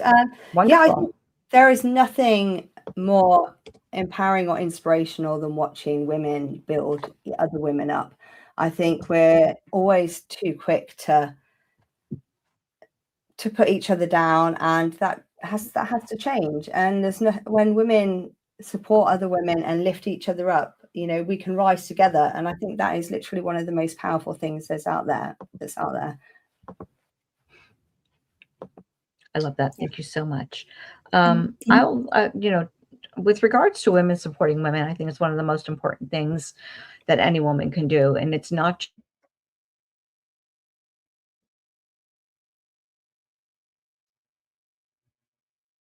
just and moving on to generation action, showing everybody that when you support other women and you speak to other women, you collaborate with them, you're growing. You're not just growing what's happening right now, but you're growing to leave a legacy, and for the younger women to continue with what it is that we're doing, for them to continue in our legacy and to move forward, and to be able to say to yourselves, wow, I did that. And if I helped one person, I'm so happy that I was able to do that. Maybe you're hitting many people. You don't know. It's very, very possible that you're hitting millions and millions and millions of people. But for me, as long as I'm serving at my highest power and I'm reaching just one person, I know that that movement will continue, because that person will then go on and do the same thing. So I really do appreciate that. I'm not quite sure how much more time we have. Let's see if we have any more questions in the chat. Let's see. Somebody's agreed with us. The more we show the world how we work together, the more women want to join the movement. Absolutely true. I agree. Anybody else want to, touch on that? Yes, I think I love this phrase that we rise by lifting others, but I also love that we rise with vulnerability. A lot of times we put on a mask and we come out and we always say we're okay. And the more vulnerable we are, the higher we will rise with each other. So don't be afraid to be vulnerable. Don't be afraid to share what's going on with you. Make sure you're in the right room when you're being vulnerable. Agreed. Absolutely. I agree. I do believe there's another question in here. Let's see. How do you handle the fear of judgment when sharing your truth publicly? Very, very good question. That comes in from Kenzie Gilliman, 7787. Who would like to touch on that one first? I'll touch on that one because it's pretty interesting. And what I've learned over the course of time is when people are judging you, it's their own mess that they're actually judging. It has nothing to do with you. It really doesn't. It's all within what's in that person. And that's in just about anything with the judgment, because we are all human beings. We are all imperfect, and we all make mistakes, and we all learn from them. And that's just part of life. So not worrying about what anyone else thinks. And I think it was Reese Witherspoon that said, whatever someone else thinks about you or their opinion of you is none of your business. So Absolutely. just be you. Absolutely. More often than not, when somebody is judging you or looking down at you, it's coming from somewhere inside of them. It's touching a nerve or a trigger inside of them that is allowing them to project back out to you. I do have to say that our Q&A is coming to an end. We do have one person here, Gina-I7Y5V. She said, how do I join? I love this. So if somebody can, just drop the link for She Rises Studios, maybe the website or the Facebook page. And I'd love to, maybe they can join us for Coffee Connect this week. That would be one really wonderful way for people to come in to see exactly what we do at She Rises Studio as a community, and how we all do come together, rely on one another, and really know that we're getting the absolute best support that we could ever imagine. So thank you, ladies, for being with us for this Q&A. I really do appreciate it. And I believe that we are now going to move on and to our next speaker. But so thank you for being here. And I will be just ready in just one quick second. I'm so sorry. All right, I'm sorry. The next speaker is going to be Danny Lynn, or Yale. Danny Y'all. Sorry, Danny. I do apologize. Please forgive me. Lawton. So Danielle Lawton. Danielle Lawton is the founder of Bold Moves, consulting and a U.S. Air Force veteran. So thank you so much for your service for over 23 years of leadership experience. Wow. Specializing in strategic communications and brand visibility. Welcome so much. And can you please tell me how to pronounce your name properly? I do apologize. Thank you, Joanne. My name is Danielle.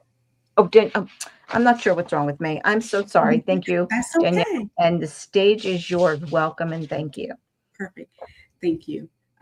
My name is, once again, Danielle Lawton, and today I'm going to talk about where confidence starts with choosing yourself. I grew up in Georgia, where the things I did as a child were usually for validation. It wasn't the act that gave me the powerful feeling. It was from the validation of my parents that gave me that confidence. It was not often that I received that validation, so I hung on to it for as long as I could. As an adult, I served 23 years in the Air Force, where the same need for validation followed me. I served everyone's needs before I served my own. It motivated me each time I was able to support someone else. It gave me confidence.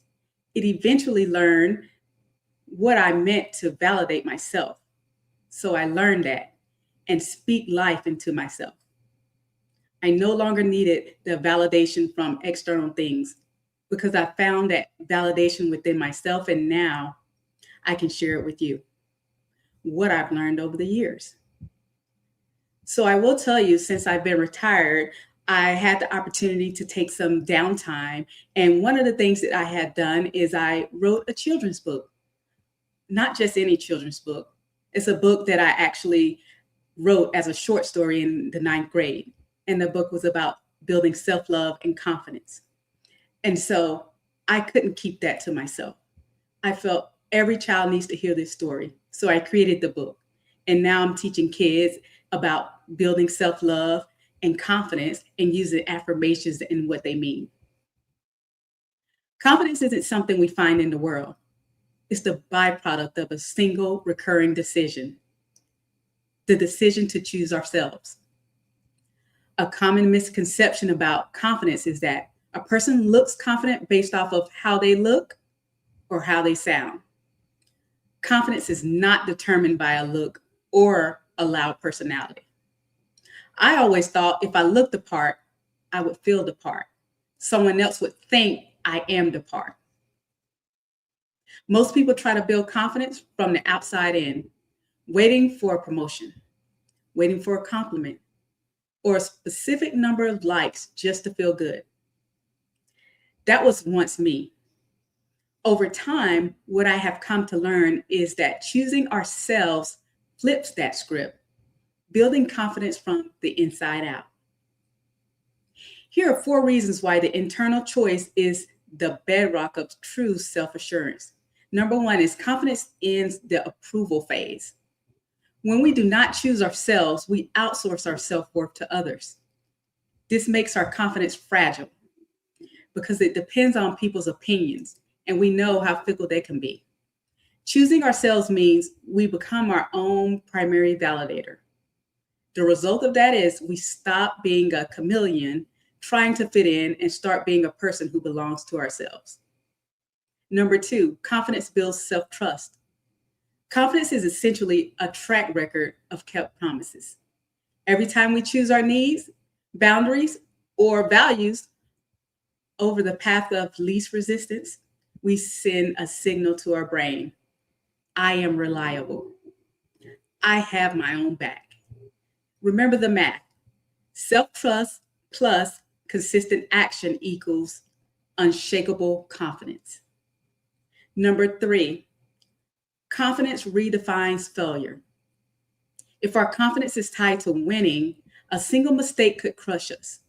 But when we choose ourselves, we prioritize the effort and the intent over the outcome. The shift is to realize that even if we fail, we still like the person who tried. This makes us more willing to take risks, which ironically leads to more success. Number 4, confidence sets the standard for others.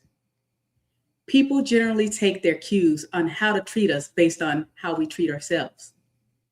When we neglect our own boundaries, we signal that our needs are not met. When we choose ourselves, we demonstrate self-respect. Others tend to mirror that respect, which creates a positive feedback loop that reinforces our confidence. And since I've been retired, I have definitely learned to set boundaries. And now what I ask myself before I become and lend my hand to someone else, is this something I should be doing? Just because I can do it, should I do it? And so once I have the answer to that, that lets me know how I will proceed. I have to protect myself because no one else will. And I like to read my preface of my book, and it'll wrap everything around for you. For years, this story sat quietly tucked away in a folder, along with a yellow sticky note from my 9th grade literature teacher, who believed in me before I believed in myself 29 years ago. I held on to it like a secret, unsure if my words mattered, unsure if I was ready. It turns out I was never waiting for readiness. I was waiting for permission. But permission never comes from the world. It comes from within. This book is more than a story. It is a bold move to share a part of me I once kept hidden, a bold move to return to a dream that was nearly forgotten, a bold move to speak life into young hearts who might feel unseen, unsure, or unpretty, just like I once did. In this story, you will meet a character who searches for something beautiful, only to discover that what they were searching for was already inside of them. That is the lesson I wished I had learned sooner. You are not missing anything. You are not too much or not enough. You are already whole. This book is dedicated to every child and every adult who needs that reminder. And to my 9th grade teacher who left that yellow sticky note all those years ago, thank you for seeing me. Now I finally see me too. And each time I say that last sentence, it takes me back to when I was a child. It makes me feel like a child. It just makes me feel warm. I've grown so much. So my challenge for you is to identify one area where you are currently not prioritizing yourself. It could be your health, a career dream, a boundary. I want to encourage you to make one self-first choice within the next 24 hours. Small wins build big momentum. In closing, choosing yourself doesn't mean only me. It means me too. It's the realization that we cannot pour from an empty cup. And we cannot lead or love effectively if we are constantly abandoning ourselves to please the world. I want to thank you for listening to me today. And I hope that what I have shared with you helps you to build yourself up each day, because you are special, you are loved, and you are kind. We all are. Thank you. Danielle, wow, thank you. You are special, and you are kind, and you are loved. So thank you so much for being here with us today. And I'd like to move on to our next speaker, and I'd like to introduce Marla Osner. Marla is a nurse practitioner, entrepreneur, and co-owner of the Eclipse Total Health, empowering women to reclaim vitality through personalized health and financial education. Welcome, Marla, to the stage. Hi. Hi, how are you today? Well, thank you. Thank you so much for having me here. Thank you, She Absolutely. Rises, for this event. You're welcome. So full confession, I never dreamed of speaking on stage. I never planned on owning a women's financial coaching company or a hormone and regenerative medicine clinic. That was not on my childhood bingo card. If you saw my 6th grade English report card with that big, bold D+, you would have confidently bet against me. Making B's and C's felt like a marathon. And college, I detonated that thing like a GI bug in a freshman dorm. Turns out loving something does not mean you'll succeed at it. That applies to so much more in life than just careers, relationships, marriage, all of it. I loved animals. I thought animal science degree would get me into vet school. Instead, it got me a boatload of debt and a steady internal monologue of, "You're not smart enough." So I pivoted: community college, general education, and then nursing. And there's where something shifted. I stopped trying to fit the mold. I figured out how I actually learn. Group study, talking out loud with others, colors everywhere, diagrams, music in the background, and controlled chaos. All the things they tell you not to do. And suddenly it clicked. It wasn't until my 40s that someone finally put a name to it: ADHD. But by then I had already built the workaround. Turns out my brain hears rainbows, sees sounds, and refuses to sit quietly in beige rooms and memorize slides. My brain wasn't the problem. The system was the problem. Once I stopped trying to operate on someone else's wiring, diagrams, and operating systems and built my own, I stopped drowning. I graduated with honors. I got married. I got pregnant. Life was good until it wasn't. I lost my daughter, Fiona Marie, at 28 weeks. I was a shattered vase on the floor and a puddle of blood and tears. There is no inspirational quote for that. There is literally just survival. Some days the wind was breathing, others a shower. That was an Olympic level achievement.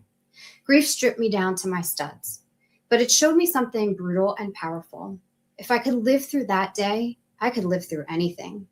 Resilience isn't inspirational, it is survival.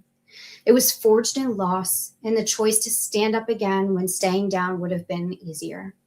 Then came light. My son James was born, proof that joy doesn't disappear forever, it just changes shape. But life doesn't stop testing you. When James was 6 months old, I got divorced. I lost my home. I was $120,000 in debt. I went from a married professional woman to single mom, moving back in with my parents and teenage siblings. I remember standing in my childhood bedroom thinking, this is not what I ordered, and my pride was shredded. But here's the shift. Instead of curling up in a ball on the hardest mattress known to man, I chose to keep fighting, to rebuild, and to find myself. I started over, not just emotionally, but financially. I taught myself money, debt strategy, budgeting, investing, and wealth building. I laid it all out, every dollar, every mistake, every ugly financial decision, and I turned it into a plan. Survival became a strategy. I paid off the debt, I took control, I built wealth, and then something unexpected happened. Other nurses started asking for help. So I did what any other irrational human does. I spread their entire financial lives across my parents' 16-person dining room table. Budgets, credit card bills, student loans. It looked like a forensic accounting documentary. But we worked, we negotiated, and we built plans. And they started climbing out of debt. And that's when I knew this wasn't a hobby, this was a system. And that's how Wealthy Women Coaching was born. Failure humbled me. I was walking across those shattered pieces of that vase.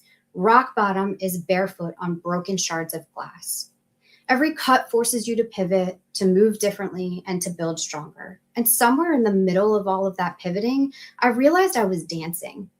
Garth Brooks said it best. I could have missed the pain, but I'd have had to miss the dance. And he was right. You either learn to dance or you keep getting cut.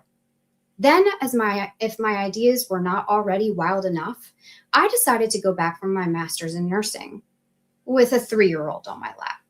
Because apparently when life hands me chaos, I raise my hand and ask for more. Single mom, small business, living at home with my parents, exhausted beyond comprehension. Did I sit in my car blasting music, ugly sobbing with snot running down my face on more than one occasion? Absolutely. But resilience is not motivation. It's not vibes. It's a decision over and over again. Eventually, I remarried, built stability, and built wealth. And I thought, okay, we're stable now. And then my hormones detonated. Because life has a sense of humor, just when you think you finally figured it out, taps you on the shoulder and says, ha, that's cute. Exhausted, foggy, in pain, snapping at everyone, not myself, considerably unstable. I went to provider after provider and was told, you're fine, you're aging, this is stress. Yes, I am aging. Yes, I am stressed. This is something entirely different, and I'm not fine. I was barely able to drag myself out of bed. I was hanging on by the proverbial thread that was rapidly fraying. So I did what I always do. I researched, I pushed, I advocated, and I refused to be dismissed. And then there it was, perimenopause. 8 pages of history, symptoms, and another 10 pages of labs, irrefutable data, and finally, validation. That fight lit a match, because if I, as a provider, had to fight that hard to be heard, what were other women dealing with? That was the birth of Eclipse Total Health, a practice built on listening, on depth, on not rushing women out the door with a prescription and a pat on the head. Every failure, every detour, every crack in the foundation, they weren't ruining me. They were training me. And if it's still unclear that I despise feeling dismissed, incompetent, or not smart enough, I spent years on the sidelines of my son's football games, completely lost, like the oblivious mom. So instead of nodding and pretending any longer, I broke it down. I studied it, and then I wrote Youth Football 101 for Moms.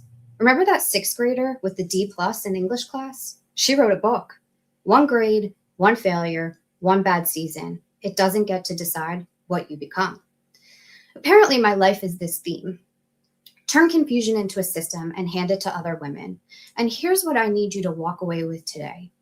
Failure is not the end of your story. It is the blueprint. Every failure led me to clarity. Every struggle became a system. Every setback forced me to innovate, stronger, smarter, and with sharper edges. So next time something doesn't go as planned, instead of panic, try this. Good! Because it may be shaping you, molding you, and cutting away what doesn't fit. Building a bigger, better story than the one you originally drafted. I may have put that phase back together, but I like the cracks. I like the light that comes through them, the rough edges. Rock bottom didn't ruin me. It trained me. Failure didn't finish me. It rebuilt me, piece by piece. Thank you. Thank you so much, Marla, for being here today. That was really wonderful, and we do appreciate it. I would like to move on to our next speaker, who is going to be Danielle Desiree. And Danielle is a transformational speaker and founder of Evolve Love. I'm not sure how she says that. I'll ask her when she comes on. Guiding women back to their inner wisdom through deep listening, presence, and authentic leadership. Danielle, please join me. Hello, Hi, thank Danielle. How you. are you? Hi, I'm good. How are you? I'm great, thank you. Can you please say the name of your company? Yes, Evolve to Love. Evolve to Love. Thank you so much. Yes. And the stage is yours. So thank you. All right. Well, thank you. Well, thank you, She Rises Studios. Thank you to all the wonderful speakers I've heard today. And happy Women's History Month. So, there was a time in my life where I thought becoming powerful meant becoming louder, more confident, more certain, more in control. But what I discovered is that the most powerful thing I ever learned to do was listen. Not just to other people, which we all know is very important, but to myself. Because so many of us have been taught that leadership looks like having all the answers, like being polished, being perfect, like being the one who holds it up all together, right? But how many of you have ever been in a room smiling, showing up, doing all the right things, and something inside you was quietly saying, this is not it? And I know I have. What I began to realize is that I wasn't disconnected because something was wrong with me. I was disconnected because I wasn't listening to myself. So what if leadership, the leadership that we've all been chasing, conditioned, been taught to go after, isn't something that we build? But what if it's something that we remember? Because every insight you've ever had, every moment of clarity, didn't come from force, right? It came from when your mind got quiet enough to hear what was already there. Let me give you a simple example of what this looks like in real life. So there was a time I was speaking with a woman who was leading a team at work. And she was really, really frustrated. Every meeting felt tense. People weren't communicating very well. And she felt like she had to control everything in all aspects just to keep things from falling apart. So, like many others, her instinct was to fix it. Talk more, explain more, manage more. But instead, she tried something different. She paused. In her next meeting, instead of jumping in to direct the conversation, she listened. Not just to what everyone else was saying, but to what was underneath what was being said. And what she realized was her team really wasn't that difficult. They had felt unheard. But the moment that she slowed down, acknowledged what people were actually feeling, and created space instead of pressure, everything changed. The tension softened. People started to speak more openly. And she didn't have to force. The leadership just flowed. It emerged. There was a moment in my life where everything looked like it was working. But inside, I truly just felt disconnected from myself. And in that moment, I realized something that changed everything. I wasn't lost. I had just been talked over by my own noise. And when I began to listen, to really listen, not to fear, not to pressure, not to expectation, but to something deeper than all those things. Clarity started to emerge. Not because I figured it out, but because I stopped interrupting it. So think about what would change if you trusted that you already have what you need within you. What would shift in your relationships, your business, your voice, if you stopped trying to become something and started to remember?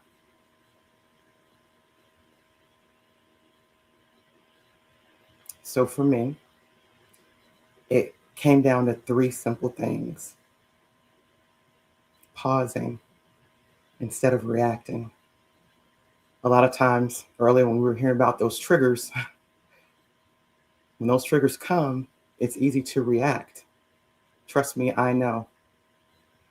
So one of the ways to deal with that is to just pause for a moment. The world we live in is very hyperactive, and we're supposed to be doing all the things all the time, all at once.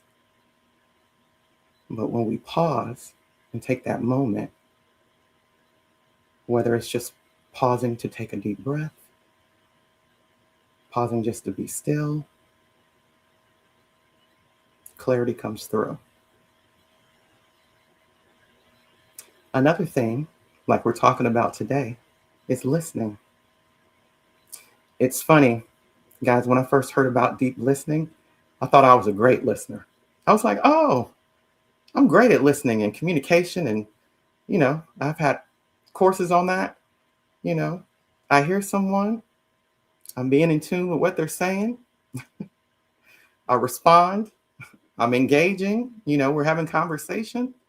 I'm listening. It's great communication. And what I realized was that's not truly deep listening. And I realized, oh, I'm not that great of a listener. I thought listening was listening to respond. And that's not what deep listening is. Deep listening is listening beneath the words. I know earlier today we were also talking about nervous systems. Okay, when we're doing deep listening, especially listening to ourselves, what does that feel like?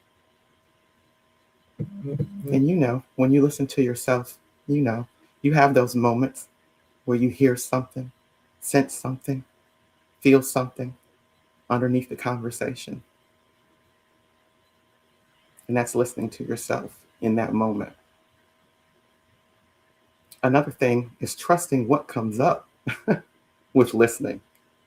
What arises? What do you feel? What do you hear within yourself? And a lot of times when we take the time to do that, it's wonderful because the people around us start to change on their own. They start listening to themselves. When that first started happening, I didn't even know what was happening, but I realized the more I settled, the more I listened to myself, the more I paused. It gave permission for others.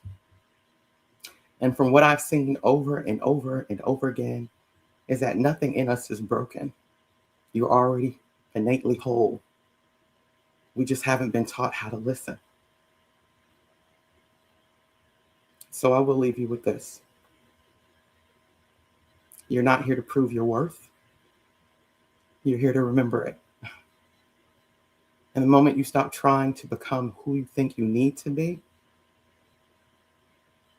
is the moment that you finally meet who you've always been. Your voice doesn't become powerful when you speak louder. It becomes powerful when it's rooted in your truth. And if something in you remembered itself today, come find me. I'd love to meet the version of you that's already ready to rise. Thank you. Thank you. Thank you so much, Danielle, for being here with us today. That was absolutely beautiful. And reminding everybody in the chat, please remember that we will have a Q&A after our last speaker. And I'm going to introduce that last speaker now. That last speaker is, ready for this? Can't wait to share this with you. Is a women's conference speaker, a 3-time international bestseller, an author, and devoted to helping women rise with resilience, purpose, and power through life's hardest chapters. Your next speaker is Joanne Niter, myself, the host here for Her Story is History. And I do believe that her story is history.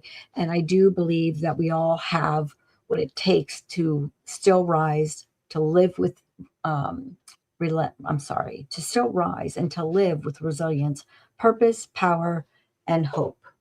And for me, my resilience things and rising didn't start in a hospital bed or in the bedroom or the bathroom, somewhere crying on a floor. It started as I was a little girl when I wasn't really sure that anybody believed in me. And with that, it carried through to my very young adult life, not believing in myself. It took a very long time for me to say, hey, wait a minute, you've got something, you can do something. And in doing that, I chose as a young adult to try to move forward, to try to step away from where I grew up and the people that were surrounding me, and to try to figure out what it was that I always felt inside. I had this nudge inside of me that always was adventurous, always trying something new, always asking questions. And I kept with that. I kept with that as I graduated high school. I was not led to believe that I should go to college, so I didn't. And I got a job at a law firm. And I couldn't understand why people there were treating me differently. Why were they talking to me like a normal adult? They weren't talking down to me or at me. They were speaking with me. And I couldn't understand that. And after a while, I realized they didn't know the story that was written for me. Not the story I was trying to live, but the story that was written for me. And with that, I started to have purpose in my life. And with that became power and hope. And thank goodness I found those when I did, because as years went by, I suffered from one diagnosis to the next. I suffered from severe rheumatoid disease, ankylosing spondylitis, fibromyalgia. I've had a heart attack. I've had 3 strokes and TIAs. And then came December 14th, 2018, multiple myeloma. First, I was like, what's that? I have no idea. My doctor had done labs and I didn't know what he was checking for. And I looked it up and I thought, that's impossible. Seriously? It's cancer. I said, I don't even know where that came from. And with that, it was just knocked me right back from all the things that I had already built back up inside of myself. It made me say to myself once again, what am I going to do with myself now? How can I possibly succeed in all that's going through me?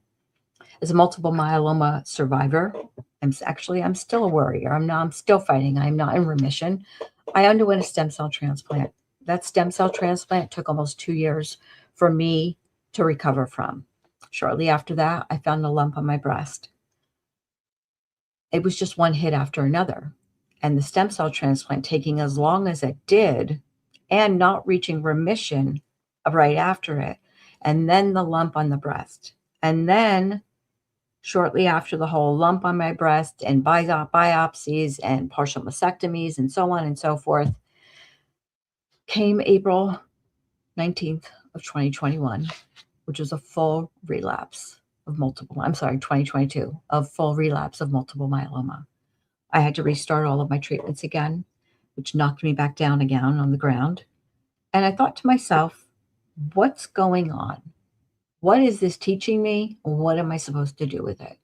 And that's where once again, it's the resilience, the purpose, the power, and the hope that continues inside of me, that I'm hoping that by being part of She Rises Studios and some of the other wonderful communities that I'm part of, sharing my story, whether it's writing it in one of the 3 international bestseller books, sharing it on Coffee Connect or on stages or in small groups, Zooms, large groups, whatever it is, I'm hoping that with my story, my resilience, my purpose, and power is somewhere, somehow helping somebody else find their resilience, purpose, and power. And I decided to take a look at the actual definitions of the three words that I'm talking about. And I wanted to share with you. So for this particular, for this particular summit, the summit spin is what I'm calling it. It's not about being bulletproof. It's about being strong at the broken pieces, integrating your experiences to move forward with new insight. I agree. The actual definition of resilience, the more than just bouncing back. Resilience is the process of adapting in the face of adversity, trauma, and significant stress. Wonderful. So then I moved on to power. For the summit, purpose, power is the fuel that turns a survivor into a leader. It's a shift from asking, why did this happen, to how can I use this to create impact? Pretty much the same question I had asked previously. Then there's hope. This for the spin on the summit. Hope isn't wishful thinking. It's a disciplined choice to believe in improvement and the possibility of change, even when in despair. The actual definition for hope: hope is the quiet, enduring confidence in positive future when the current reality is difficult. I also didn't share with you the actual definition of purpose, which I'll do now. Purpose is the capacity to identify meaningful goals and internal motivation to take the steps necessary to reach them.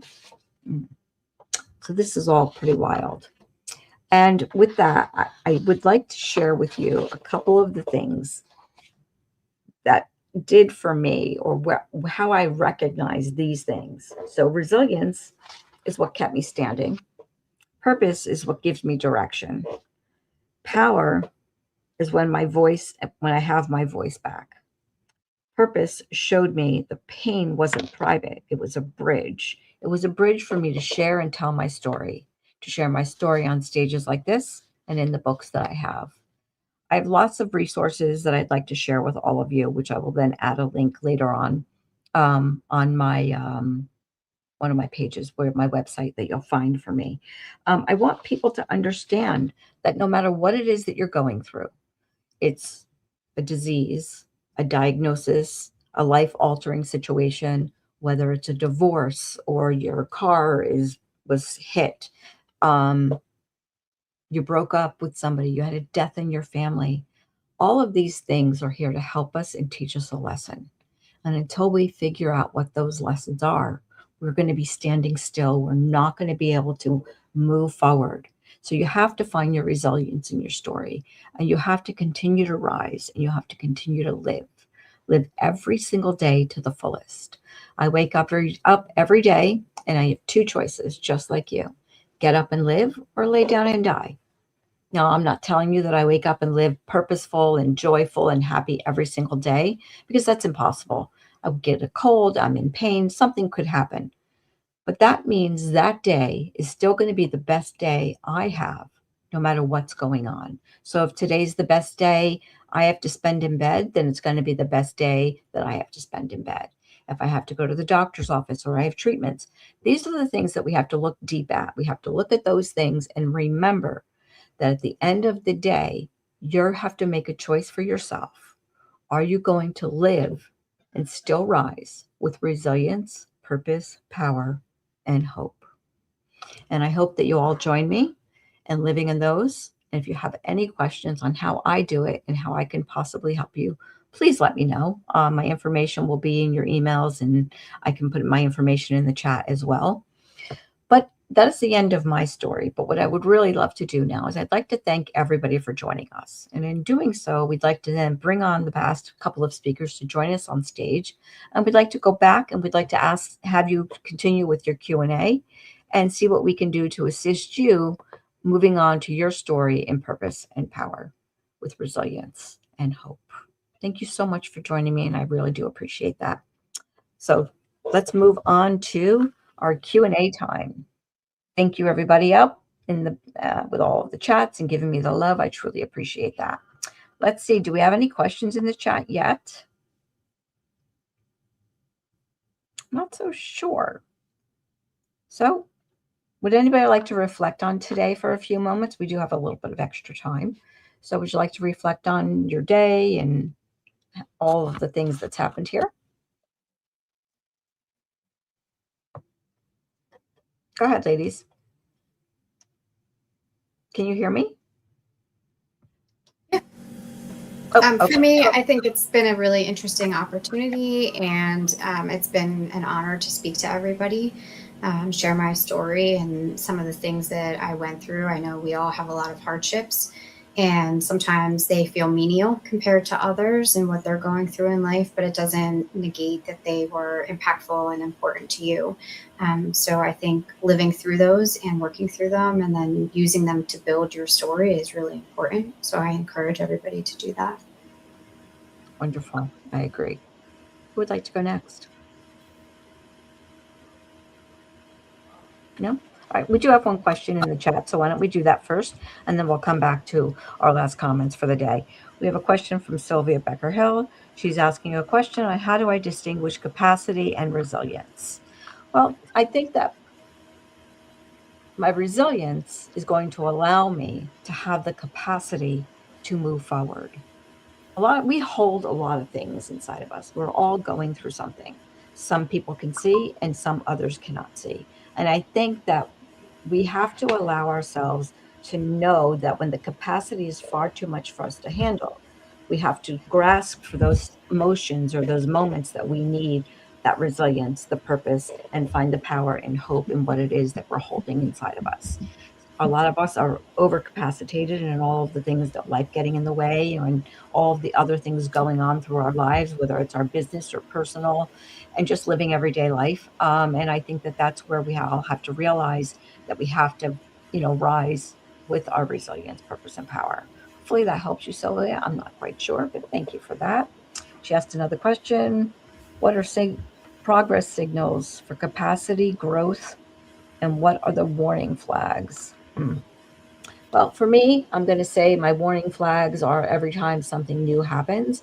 And I've definitely been through it medically as well as personally. But for me, medically, I have been diagnosed with major diseases and illnesses since the time I was 18 years old. I was diagnosed with iritis. I was diagnosed with ankylosing spondylitis. These are all very, very young ages. And for me, those are the signals that stop me from doing what I want to do. And then I realize my capacity is becoming overwhelming, and I have to step into how am I going to live with this, work with this, and what is it teaching me? And that's really where my resilience comes from. What about any of you? Would anybody like to answer that right now?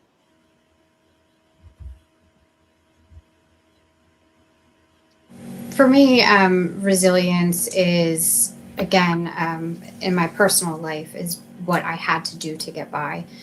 It was a matter of survival for me.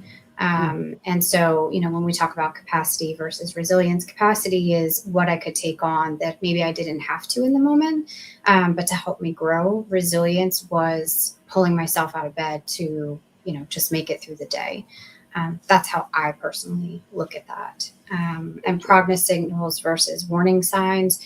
If you're constantly defeated by your attempts at growth, then it might be a time to step back and reevaluate what you're doing and decide if it's really what you want to be doing. There's going to be sacrifice in any type of growth and growing pains, if you will. I'm sure your parents said that to you as a kid. And so I think growing pains are normal, but if it's excruciating, it's probably not the right place for you. Absolutely. I agree. We do have another question in the chat. The question is from Kenzie Gilman, 7787. And the question is, how do you stay authentic when you're still working through the fear? Who would like to take that one on first? I'll take that one. Perfect. So for me, learning to stay authentic through the fear has been, once again, going back to remembering. So I'm a sexual assault survivor. So I've dealt with a lot of fear since that. And I had to get to the point where I saw that my fear was really just an illusion. So I was afraid to do a lot of things for a long, long time. But every time I did something, that fear would dissipate. Doesn't mean that the fear wasn't there in the beginning before I did it or the uncomfortableness of it all. But once I did it, it was like this pause and this, okay, that wasn't that bad. And then I'd go on to the next thing and I'd get the feeling again. And I'd be like, okay, I'm just going to go for it and just do it. And then I'd do it and then it wouldn't be that bad. So it's just for me recognizing that the fear is temporary. It's just a moment and it's going to dissipate. Wow. Yeah, absolutely. I love that. Danielle, would you like to touch on that? Yes, my thought in how to stay authentic when you're still working through fear is to think about who you are, know yourself, and if you are having issues with that, it's always good to kind of start with an affirmation for yourself. And that's something that I have been teaching to our kiddos as I go and speak with them. And it just made a drastic difference, them just speaking life into themselves. So what I would say, yes, it's okay to have a healthy level of fear, but it's even better when we can have it by being our authentic self. And being authentic may mean that some rooms are not for you, and that's okay. Being authentic may mean that boundary that you set, you may not be in that position that you want to be in because of that boundary, but you're being authentic and true to yourself. So I say, regardless of if you feel fear, start off with that affirmation of something that really builds your confidence and builds you up to let you know that you can be who you are supposed to be because you are strong. If that's an affirmation that worked for you, I'm strong. I can do this. You're being your authentic self, and that'll help you transition to get out of that fear zone that you are currently in. Absolutely, I agree. One thing I'll touch on with regards to that and being authentic and not being in rooms that may not meant for you is remember, this is not a competition. This is a collaboration. This is a learning experience. This is called growth. And for you to know that you don't have to keep up with somebody else. You don't, back in the day, they used to say, to keep up with the Joneses. You don't need to keep up with anybody but you. Stay in your lane and know that your story matters and you are building upon your fear and you are becoming authentic to yourself and you're living yourself in your story. And that will help you get through some of the things that you're doing. And I agree, the affirmations are wonderful. I love affirmations. I've done mirror work as well. And would anybody else like to touch on that as well? Yeah, I think it's about staying true to who you are and just remembering who you are, remembering why you're here, remembering what you're doing, and just really look inside of yourself for that inner strength. And the boundaries are an act of love. And I love the way that you said that some rooms might not be for you, but just listen to that fear, see what it's trying to teach you, but don't shy away from it. Excellent. For me, just a quick last kind of follow up to that is fear. And I'm a little bolder, I think, maybe than most, but fear is face everything and rise. So face it head on, pull yourself up, get to that next level if that's where you want to be. Just kind of fight that fear a little bit. Absolutely. I love that very much. So, it's interesting because people talk about fear and not having fear. There are many instances in your life where you should have fear.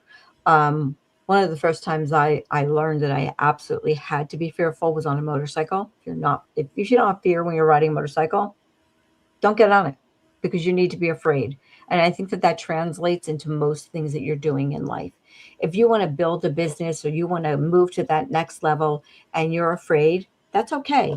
Have that fear next to you, but know that it's still okay to move on and try and see what happens. And if you fall back down, get back up again, and that's the way to keep on going. I really do believe that our life we are living this life for a reason. And some people know the purpose of their lives. Some people don't. And until you start trying new things and really saying, this is what I want. I'm not doing this because of you or you, and I'm not waiting for permission. I'm doing this for me right here, right now, as authentic as I can be. That is the way you're going to push through that fear and be able to do something, I do believe. Anybody else? Come on, ladies.